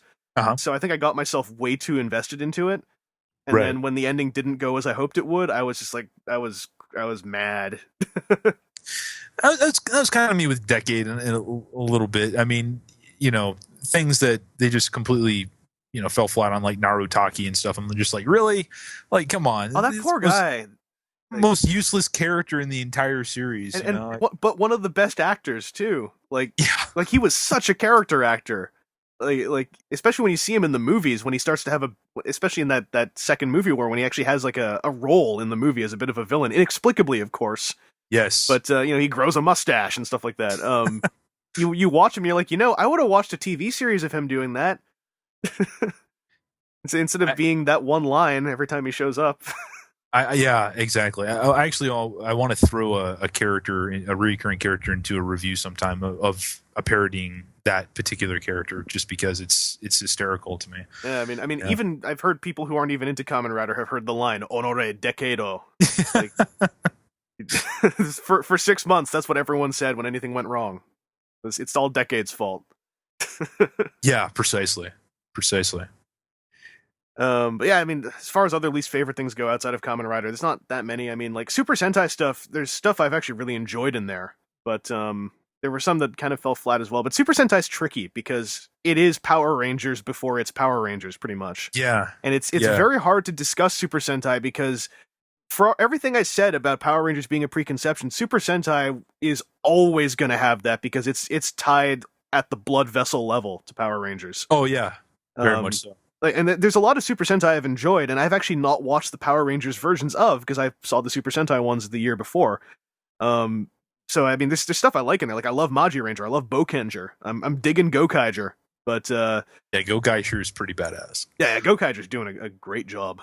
But it's such a tricky among other tokusatsu shows, I think it's one of the trickiest to talk about with folks who aren't fully into the genre, because even as someone who enjoys tokusatsu, I don't entirely know why I like Sentai. Like, I know why I like Shinkenger, because it was generally quite badass at all times. Right. And that's kind of, I guess, why I like Gokaiger. But like Maji Ranger, I cannot explain to anyone why I think Maji Ranger is one of the best Sentai shows I've seen. Because some people really hate it, and it's very goofy. It's extremely lighthearted. It's literally a big family. There's nothing wrong with being lighthearted. Yeah. It just depends on the delivery of it. Yeah, and Maji Ranger's great at that delivery, because like the whole team is basically family. And I mean, it's actually not the most lighthearted story at times. And what really held me in that show is that it's a Super Sentai show about magic, which is kind of like, that's going to get like crazy and then crazy. But right. They actually have a very set mythology in that show, and they follow it for the whole run. And that I think really helped keep me on, because I was like, if they actually have like a set of rules for this world, that's another thing that can keep me on any show. If there's a set of rules for that world, no matter how silly they are, and the show adheres to those rules all the way through, I'm kind of like, I can buy it. If those rules exist and everyone has to, abide by them, then I can dig it. Like, in Maji Ranger, magic comes from courage. If you don't have courage, you can't use magic. Like, that's one of the rules in the show. Yeah. I'm kind of like, it's a silly rule, but they stick to it. If they don't have courage, their magic doesn't work. And I'm like, all right. I dig it. You're standing by your stated intentions. It's again, it goes back to the story telling elements, having a fantastical world that is built upon by a solid foundation of rules and stuff. It's the basis for any good fantasy or any good sci-fi. Mm-hmm. It's also why, like, when people discuss a lot of movies, like, one of the biggest critique points I've always had trouble kind of taking at face value is when someone says, like, that was very what's the one I'm thinking of? The one where it's kind of like, that was unrealistic, or that was silly. So I'm always like those, that, especially when it's in a sci-fi or fantastical piece of media, it's like, that statement needs so much validation behind it, because you're kind of like, well, if we're gonna really go down to that level, like, that's also why, in anything, in comic books, video games, or TV or movies, I always have trouble with that particular point, because I'm kind of like, that we have to have a whole lot of footnotes with that comment, because that's something that, taken at face value, the entirety of escapist media collapses when you start going like, well, what about the realism? It's kind of like, all right, the whole world just imploded. Great. That's why, like, I got that thing about, does the show have its own set of rules, or at least does the show seem to abide by a spoken or unspoken set of rules? Right. And a lot of tokusatsu is pretty good about that at times. Some of it isn't, of course, but yes, that's one of the other things that makes tokusatsu often seem solid to me, is that it wants to present something where everything is quantifiable to some degree. Yeah. Again, it's just the basis for any fantastic, sci-fi or fantasy thing, and the best, of those genres always have that in common. Anything that just, there's really no fun in watch. It's like the Superman Batman debate. I mean, who do you think's more interesting? Most people say Batman because he's limited to what he can do. With somebody like Superman, it's just like, oh yeah, you can do this, you can do that. And when you're watching a show, even Tokusatsu, where there are no rules, it's just like, oh yeah, this is happening, that's happening, whatever. It just doesn't really make for an interesting story. Yeah. And that's one of those things where that's one of the things Tokusatsu can fall into, and this is one of those ones where like the Hokkaido film, for instance, falls into a thing where it's so unclearly defines exactly what the world is. Yeah, that it's driven more so by the effectiveness of its visuals. Although I will say, like, one of the things I think that makes Hokkaido works, aside from how, I think it's the fact that Gurdjieff is played with a straight face. That's what really won me over, because Gurdjieff is a role, that actor, so many props to him, because if Gurdjieff was not played with a straight face, the whole movie I think would have collapsed, because he's such a linchpin to that movie. But the fact that movie has Gurdjieff with a straight face, and then a place called Jesus Town, and nobody says anything about it, I think it's one of those things that makes Hokkaido a little bit, like, I still say, like, there's a guy in the comments I remember on your Hokkaido review who was like, you gave that movie far too much credit, and he basically just like took Hokkaido to town, and I was kind of like, oh man, but you got to give Hokkaido props for just being like, it's like they took half a movie and then took gamma radiation and then just like made it into a full movie. So it's not like the movie's empty. It's just that it's only half a movie, but it's so pumped up on radiation and steroids that it fills out the space of an entire movie. And by the end of it, you're kind of like, I kind of want to question it, but it might punch me in the face if I do, because that dude just made a room bleed. I really don't think that could have been worded any better. Yeah, I mean that particular movie is definitely powered by its visuals, and perhaps that's one of the reasons why I like it, because the visuals are so striking, like the bleeding room, for instance. But yeah, the story elements itself are just, it's half there, if there at all. Yeah. Well, I mean, with Hokkaido, I think one of the best things I can say about it is, after I watched it the first time, I actively pursued the director's cut and watched both cuts 2 more times just to make sense of what was going on, because I wanted to know. Because everything looked so cool, I had to know what was happening. So I go ahead. Sorry. Oh, I was just going to say, which cut did you prefer? It's tricky because, like, with me, I tend, when it comes to tokusatsu that is so visually driven, like Hokkaido, like with ZO, I think that, it's I wouldn't want to see ZO longer, I don't think, because it fills out that space so solidly. It occupies that space so well. And as you said in your review, Hokkaido's theatrical cut occupies that space a little bit better than the director's cut. But since Hokkaido was already a little bit of a wonky movie in its underlying structure, I was kind of like, I'm okay with another 20 minutes of this if it all looks like that other theatrical cut part. Because, I mean, I dug that. If it's going to be more of that kind of candy, I'm okay with that. Right. But I it's hard to say, because I haven't watched the theatrical cut in ages. So the last time I watched it was the director's cut when I got it screened in a theater. Which, by the way, that must have been awesome. Man, if you can ever see Hokkaido on a big screen, especially with that soundtrack, and just the Foley on that movie is so visceral. Like, everything in that movie sounds like it's being gored out of something. Like, even his shotgun, it's just like, and you're like, oh man, that sounds like a shotgun. It's a cool movie to see on the big screen. It was just with a small audience of like 6 or 7 other people, because my buddy was leaving his job at the movie theater, so they gave him the night from midnight till 5 or something to just watch stuff. So I was like, dude, we gotta watch Hokkaido. That's awesome. That's badass. Oh, it's so fun. I actually have an SIC.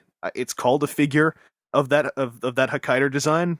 Oh, really? But they did 2 of them, and the one I got, it's early SIC, super imaginative Chogokin, but it's not really a figure. It only bends at 3 points, and it's that Hokkaido design, but done up as the classic 70s Hokkaido, so like with a huge cape and a staff, and he's like the villain scientist Hokkaido. Yeah. They also did up that Hokkaido with his motorcycle as a big box, and that Hokkaido toy, I've been told, is way more posable and has his shotgun. That's awesome. I haven't picked that one up yet, because early SICs like that are a little fragile, and I have bad luck with early SICs. This is a bit of a tangent, actually. This is one of the last tangents I had in mind. I forgot to write this down, but just I am very toy-centric as well, and so I'm very merch-centric. Yeah. Like, I like Kamen Rider Double so much, I threw down triple digits to get the very limited run box of every Gaia memory from the TV show, for instance. Nice.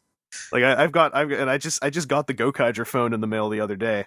Oh, that's awesome. I never buy Sentai toys, but that phone is, as a toy, objectively so well done. I was like, I kind of have to have that.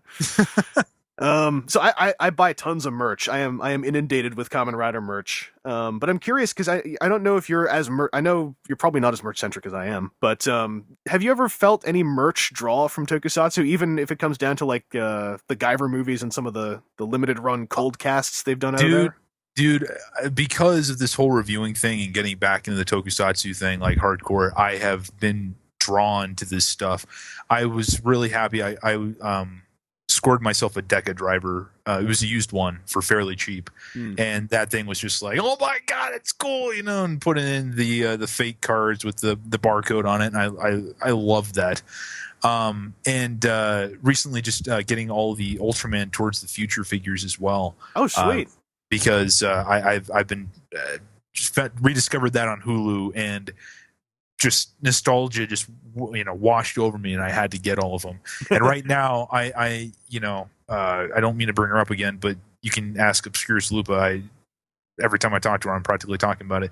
I am on the hunt right now for one of those Kabuto DX sectors because of the very nature of what we talked about when we talked about Kabuto, that freaking voice, 1, 2, 3, right kick. There's nothing more badass than that. So yeah, there are a lot of things where I'm just like, oh my god, I gotta have that, and the Deca driver being especially one, because that belt is something that really kind of sold me on the show, because that voice, as goofy as it can get, the DDDDK, it's awesome. It's a funny thing about Tokusatsu merch, because I mean, there's figures, like I am hardcore into SH figure arts, which are arguably the best Kamen Rider posable figurines you can get. They're fantastic. And I mean, so there's that side of it, which is like getting the characters in plastic form. But then there's the roleplay toy side of it, which is stuff like the belts or the weapons. Like I've got all of the Kamen Rider double stuff. I'm just missing the Axel belt and the Axel sword. But I got all the double stuff, also because I think Gaia Memories are one of the best toy gimmicks in the last couple of years. They're so well done. Like, that's awesome. Everything you said about how cool it is just to hear that voice, they condensed it down into a stick. Like, there's a Kabuto stick.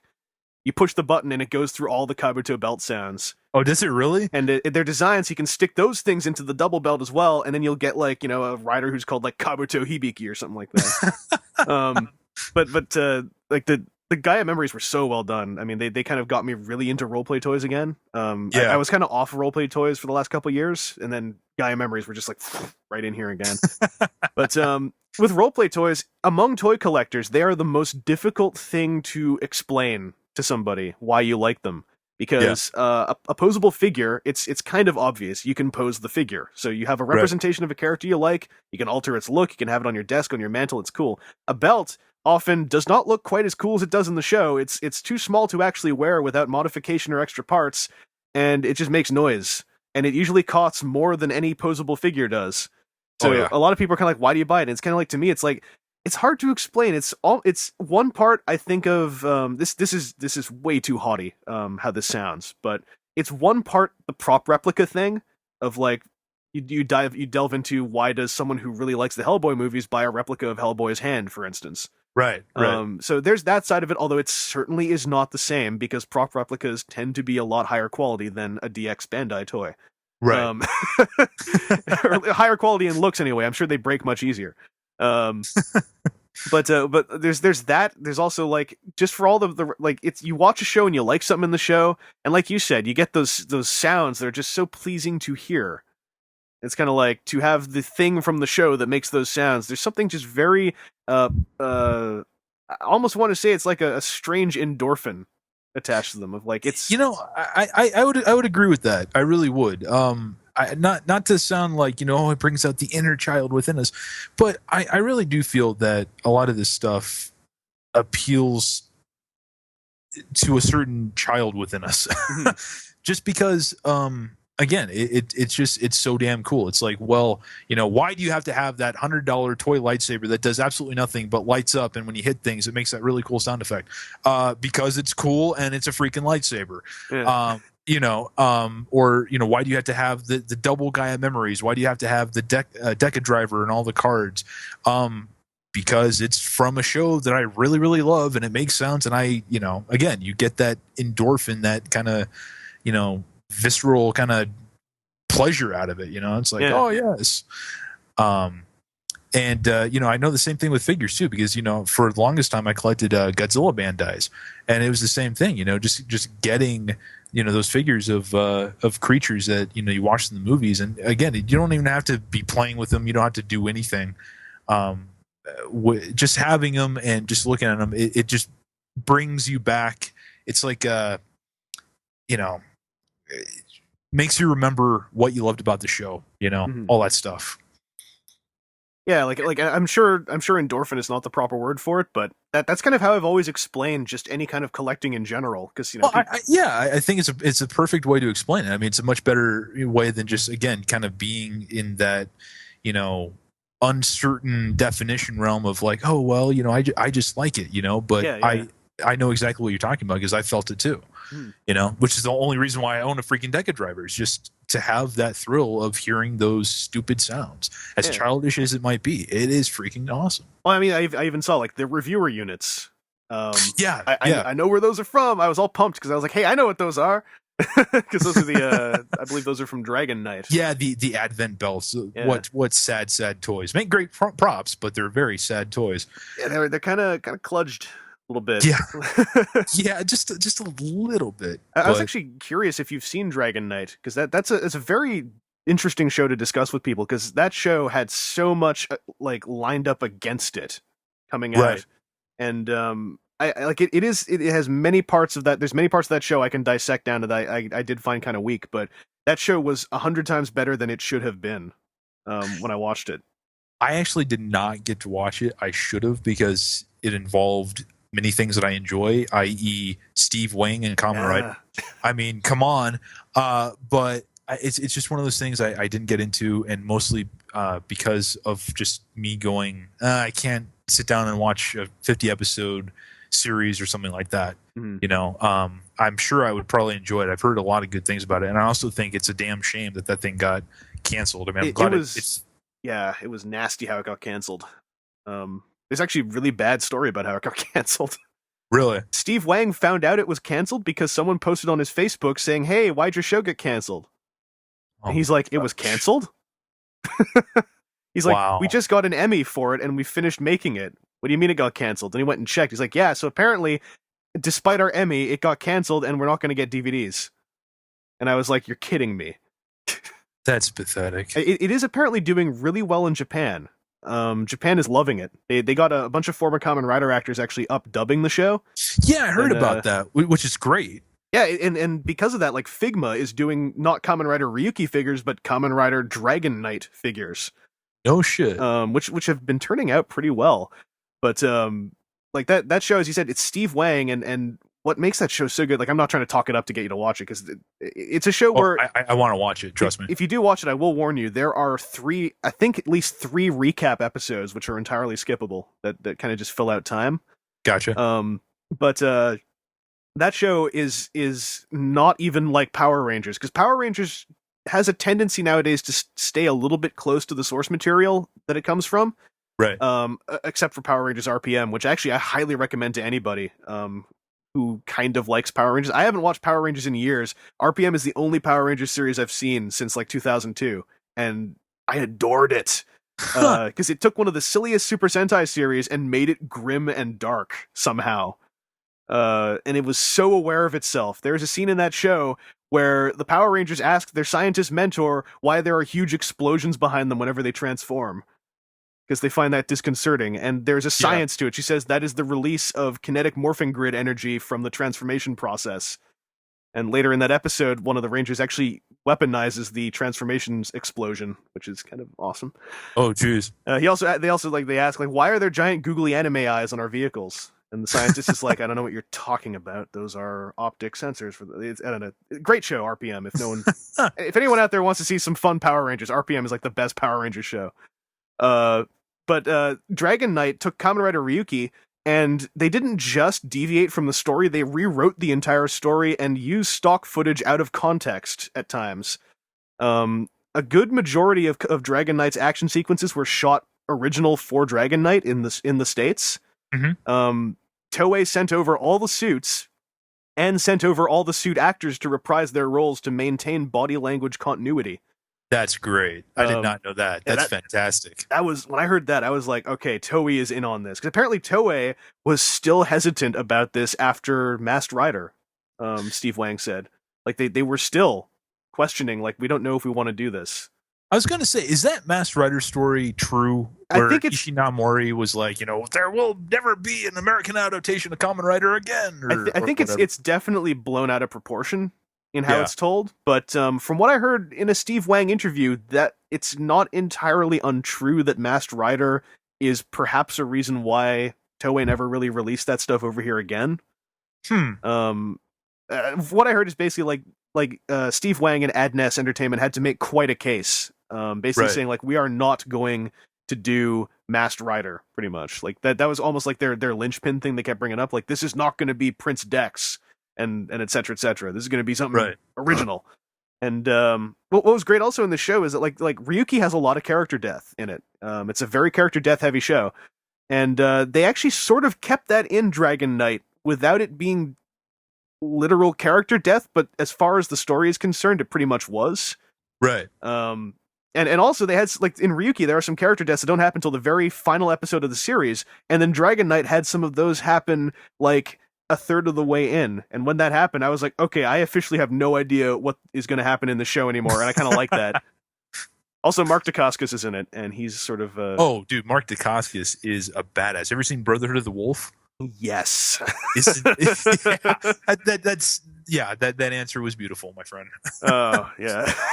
he has a good scene in Dragon Knight. He gets relegated to a little bit of a non-action character, but yeah, there's a moment where he and Matt Mullins have a fight scene without any suits on. And Matt Mullins is a very cool dude as well. He's actually currently playing Johnny Cage in the new Mortal Kombat web series.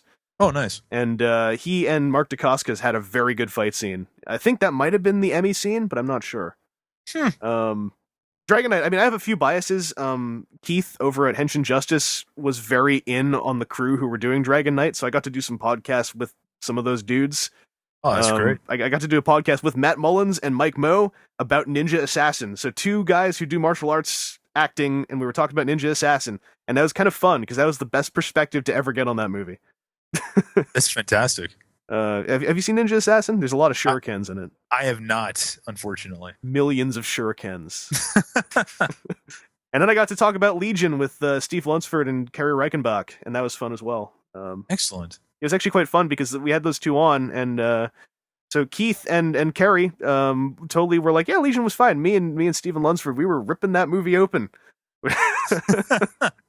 That was good times. I'm reminiscing now, though, so I'll pull myself out of here and just, I guess, to close things up. We've said them before, but maybe just to summarize some recommendations for folks who might want to get into Tokusatsu. I believe we said Kamen Rider ZO. Yes, definitely. The mid to late 90s Gamera Trilogy. Yes. But my own other two recommendations I'd throw in, Kamen Rider Double A to Z. Very good. Regardless of whether or not you entirely understand what's going on, that presents Tokusatsu action very well. Right. And similarly, Mega Monster Battle Ultra Galaxy Legends. That movie, in fact, had English subtitles on the disc. So if you can get the Blu-ray of it, it's extremely expensive, but it also will... basically, those English subtitles were there for the guy who did the score. Oh, yeah. The guy that did the score actually also did the score for... ever seen Dark Soldier D? I haven't, no. That's a Tokusatsu. I don't know if you saw my review of it, but it's a giant monster one, but it's so totally anti-Tokusatsu, like what we typically see. Like, we like our good-natured heroes and we like our explosions. No, this has a anti-hero to the most extreme form of that word, and he's blown up giant chickens and his limbs are getting ripped off, and it's all taken very, very, very seriously. But yeah, he actually got contacted to do that movie, that Ultraman movie, because of Dark Soldier D. And I definitely would recommend you to check it out. It's fun. It's not by any stretch of the imagination amazing and fantastic like these other movies that and TV shows that we're talking about, but it's definitely one that's fun to waste an hour and a half on. I gotta look into that, because I liked his music in that Ultraman movie. It was a little bit... His music was... I would equate it to Steve Jablonsky's music, which is that it's not the kind of score where you listen to it and you say, that's music by that guy. But it's so... generic is the wrong word for it, but it's music that serves its purpose very well. Oh, yeah. I cite Steve Jablonsky primarily on the Transformers live-action films. If you ever actually listen to the scores of those movies, very solid scores... very devoid of any real composer character, right? But they fill in their roles really well. That kind of composer I actually kind of enjoy, because I think they're very underappreciated. Like the guys who just write, like, someone says, I want you to write the score for my movie. I need epic fight scene, and I need romance scene, I need climax scene music. Yeah. And they can just make stuff where you don't really think of it as like, that's that guy's work, but you're like, oh, that's the climax music, that's the fight music, etc., etc. Right. And the Ultra Galaxy movie has a lot of that sort of music. Like, a friend of mine in Scotland kind of said, like, this sounds very Superman. I was like, maybe a little bit, not totally John Williams-ish, but it's got its own little tinge of Superman in it here and there. Did you have any other recommendations that you think people should check out? I would just throw in Guyver 2. Oh, in definitely, there. yeah. And maybe Ultraman Towards the Future. That was one that I introduced me as a kid to Ultraman, and it's one that I think really kind of captures everything well. And it's an Australian production, so everything's in English. And it had Jeffrey Combs in it, I believe, at some Jeffrey point. Combs was in that? Actually, I might be mixing him up. There wasn't. I think there might have been another live action Ultraman that was not quite as good. What are you? Ultraman Powered, the American one? Might have been that, yeah. One of the two English speaking live action ones had Jeffrey Combs for an episode. Don't ask me why I know this. There's one episode in Towards the Future where Ultraman basically has to go against a Doctor Strangelove ripoff. It's great, named Lovenstein or something like that. It's one of my favorite episodes. It gets pretty goofy, but that is a show that I think would introduce Ultraman well, and Gokaiger, in my opinion, is a great way to introduce some kind of Sentai. Yeah. Stuff. And we already talked about the Kamen Rider stuff, but out of those recommendations, I really think those are fantastic building blocks for people. Oh yeah, or go ahead. Sorry. No, I was just going to say great building blocks from all over the Tokusatsu realm. Oh yeah, and if you are an anime fan or someone who is open to just saying I will donate 26 to 52 episodes a time, then definitely check out Kamen Rider Double. Check out Kabuto. Yeah, I mean those are longer series, but if you're ready to give up that much time, I would say those are two great places to look. As far as actually watching them, there are several good fan subgroups for Kamen Rider stuff, at least. There is a Double Time or Overtime. They've done Double and O's, as well as TV Nihon. They've done a ton of Kamen Rider and other stuff. Their stuff's great. Yeah, those are two of the big ones I can think of. They recently just did ZO, right? Nihon? I would swear they did ZO years ago, and I could never get the encode to work, and I just looked on their page the other day, and they seem to have it up as one of their newer releases. They must have upgraded it or something. I haven't downloaded the new one yet. I gotcha. I was actually hoping to do that before we started, but did not time it out very well. Also look into Kit Subs, KIT. They've been doing a lot of classic stuff. I know one of the guys working on that stuff, and he's really into the classic Showa era of the 70s and 80s. So they're doing like the original series. I think they've been doing a little bit of Stronger as well. Nice. And Stronger is goofy, but he is a badass if you've ever seen any Stronger. Like, that guy has the goofiest costume in the world, but he's just like, you want to laugh at him, and then he walks up and electrifies you with his electro punch, and you're like, all right, I can't laugh at this guy anymore. Also, Midnight Crew subs have subtitled all of Kamen Rider Kuga, if you want to see what got Kamen Rider really restarted on television over the last 10 years. Also a very good series, but it is also very low budget, and some people have had trouble getting through it because it is so low budget. But it tells some very good stories and is almost horrific at times. Apparently it actually frightened children. Really? Kuga is one of the reasons why generally Kamen Rider monsters don't have animated mouths anymore. Because in Kuga, some of the monsters had very realistic animated mouth movements, and apparently that terrified children in Japan. That's awesome and strange all at the same time. I mean, this is a bit of a tangent. There was a Transformers cartoon called Galaxy Force, which was animated in Maya 3D. And they had the choice of doing mouth flaps in CG or having actual mouth movements, and the test audiences said that the actual mouth movements looked too creepy. So they went to mouth flaps. It's I think there's a cultural thing there that has to do with their animation style. And I'm not sure where the roots of it are, but there's been a couple cases of it there. Kuga's also great because there's a lot of real blood in it, and there's this one time where there's this one monster who is killing high school students and convincing some of the other ones to just start committing suicide, and Kuga gets very mad about that, and there's a gif out there of Kuga when he finally gets his hands on this monster, tackles him to the floor and just starts belting him back and forth across the face with like blood splattering all over the ground. It's a pretty cool gif. But Century Kings have very slowly but stubbornly been subtitling all of Kamen Rider Black. I think they actually finished, but it's taken them ages because Century Kings is literally one guy. Oh, really? And there was I think a 1 year, maybe even 1.5 year period where they had to shut down operations because the laptop he had all his work on got stolen. But I haven't watched all their work yet, but I really respect that guy because he has stuck with getting Kamen Rider Black subtitled. So for fan subs, those are a whole bunch of places to look into. I'll try to provide some links in whatever text supplement there is to this. Because unfortunately, fan subs is the easiest way to see a lot of tokusatsu. It's not marketed over here very often, and I think because it is in the mass media audience, I think it still has too many preconceptions that would prevent it from being very saleable. I agree, but to counter that too, there have been some DVDs released that just exceed any kind of expectation that I would have, or at least of how a North American distribution company would treat this stuff.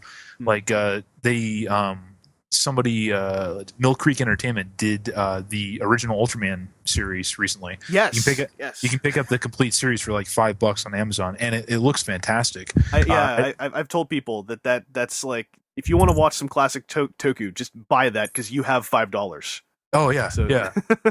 And these new, I keep bringing up, but the 1970s Gamera movies, my God, they look more beautiful than they have any right to be. Just these beautiful anamorphic transfers and stuff like that, subtitles and everything.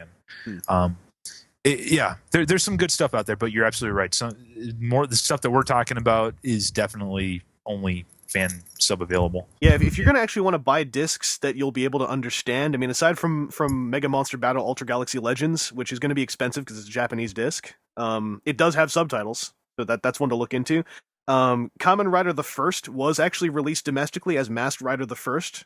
Unfortunately, it's not the most solid movie in the world. Oh no, it is not. I recently purchased that thing and I was like, what the fuck did I just watch? Visually gorgeous, costume design fantastic, the action sequences great, a lot of the stuff in between not so much. Amen. And then Kamen Rider the Next, I can talk about that one. Oh my God, Kamen Rider the Next.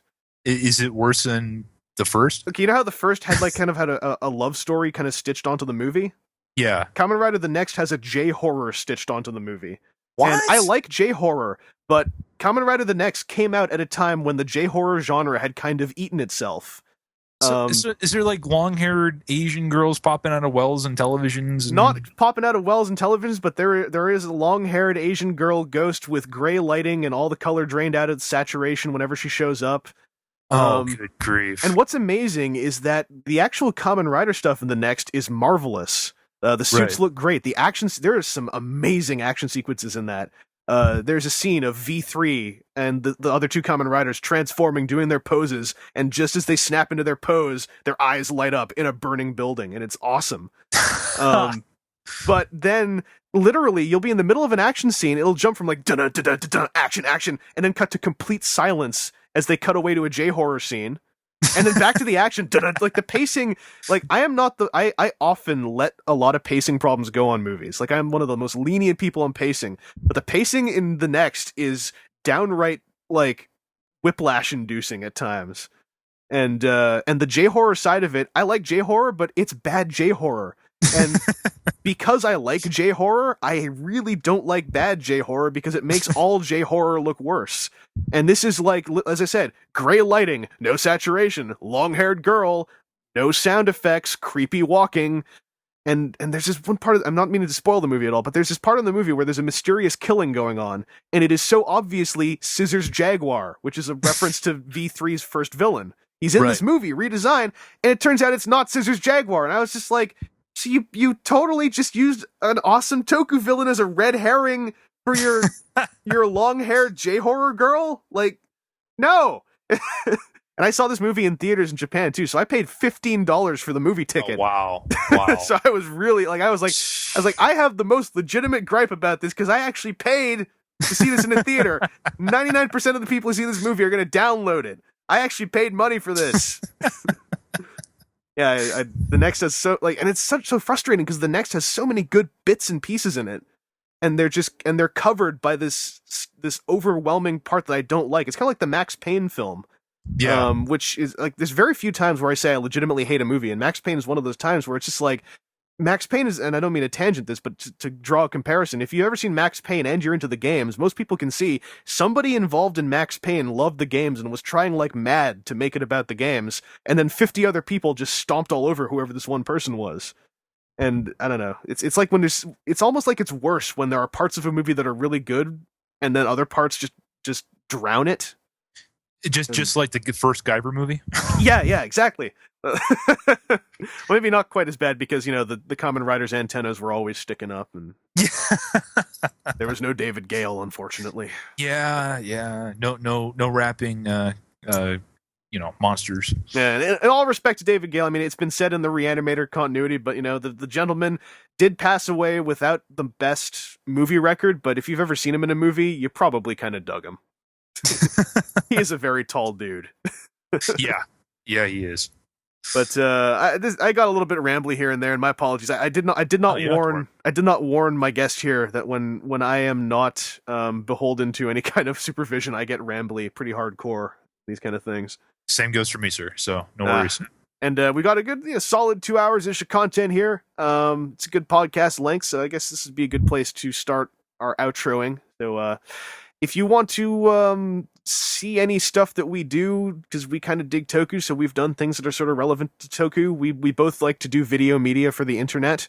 I do generally a lot of toy reviews. I'd like to try doing other types of reviews. I just haven't figured out a formula really I want to do yet. But I post a lot of stuff on YouTube. You probably know that already, because I probably told you on YouTube to come listen to this. But I post a lot on YouTube. I've been posting some videos on that guy with the glasses as well. Apollo Z Hack has been posting stuff on Blip for ages, also on that guy with the glasses on Reviewtopia. Yes, sir. All the newer stuff appears on that guy with the glasses first, and then appears later on Reviewtopia. But both have all my work on there. Mm-hmm. And generally, like you do, you have this is transmission awesoming out a little bit here, but for those who want to know what kind of stuff you do, it's you do a lot of film and film TV review stuff, but with a very specific style. You have the Hackdown and you have a Review Over Saga.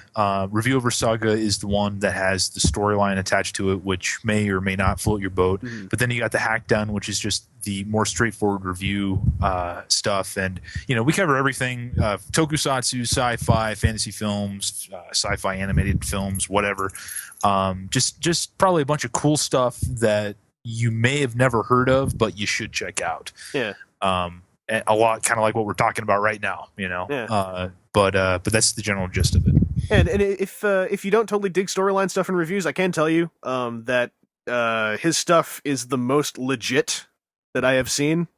He has actual credits to what he's doing with crews and costuming. So it's very I would recommend it to you almost as a bit of a web series experience. Because there are not that many out there that are very Toku relevant. Like the only one I can think of is Battle Hero Absolute, and I'm not sure how many episodes they've got out so far. But it's only going for 7 episodes. We got 5 out right now. Number 6 is coming soon, and then 7 soon after. But we got some suit stuff in there. The suits don't appear till 4 and 5, which generally people are like, oh yeah, those are the best. But it's one of those things where it's going to float your boat, whatever. It's a storyline with a review, kind of like what Linkara does and all that stuff. And otherwise, just to close things out here, I'll just say I was very remiss and I forgot to do this, but I was not only going to recommend Zebra Man as a bit of a love letter to Tokusatsu from the perspective of a child who became a man, but I need to try to get. Have you seen Zebra Man? I've seen bits and pieces of it. I need to get you to see that. I saw a Formspring question about Takashi Miike, and as a Miike aficionado, I feel it's my responsibility now to get you to see Zebra Man. That was released here in the States, right? Or North America? Yeah, there's a US release of it, and I'm not sure if this is going to get a US release, but he actually did an even more love lettery thing, although it's kind of more just a love letter to the abstract notion of Tokusatsu, which was his live-action Yatterman film. The live-action Yatterman is very easy to really dislike because it is complete bonkers. But everything it does feels like it's a guy who just loves Tokusatsu going like, do you guys remember Tokusatsu? Because we're going to do this now. It's kind of like marrying that with just the love of the pure essence that is anime, kind of like smashing them together and making a movie out of it. But Zebra Man, marvelous film, very meta, but I really dug that. And I would recommend that to anyone who is actually already into the genre. I'll have to check that out. I caught it on IFC a while ago. I think like the very end of it, and it looked interesting. I'm like, why are there aliens and stuff? Yeah, it's definitely not a film to watch to get into tokusatsu. It's entirely aimed at people who kind of like tokusatsu and to kind of go like, do you want to just cherish and honor the very spirit of a child who believes things can become amazing? That's kind of like the message it carries. But the Takashi Miike Vaudiosonic podcast will have to come to another time. I could talk about that dude for ages. So thank you all for listening. Thank you, Apollo ZH, for coming by. Thank you very much for having me, sir. It was a lot of fun. And hopefully we can do something again sometime. In the meantime, would love to. I would love to as well. More so, in fact. Yes, precisely. And stay tuned, because I believe the next thing I'm going to be doing for Vaudiosonic will probably be some Dead Space talk with a couple other dudes I know. So stay tuned for that whenever it happens. And I'm not going to say when it happens, because I'm not putting a schedule on this show.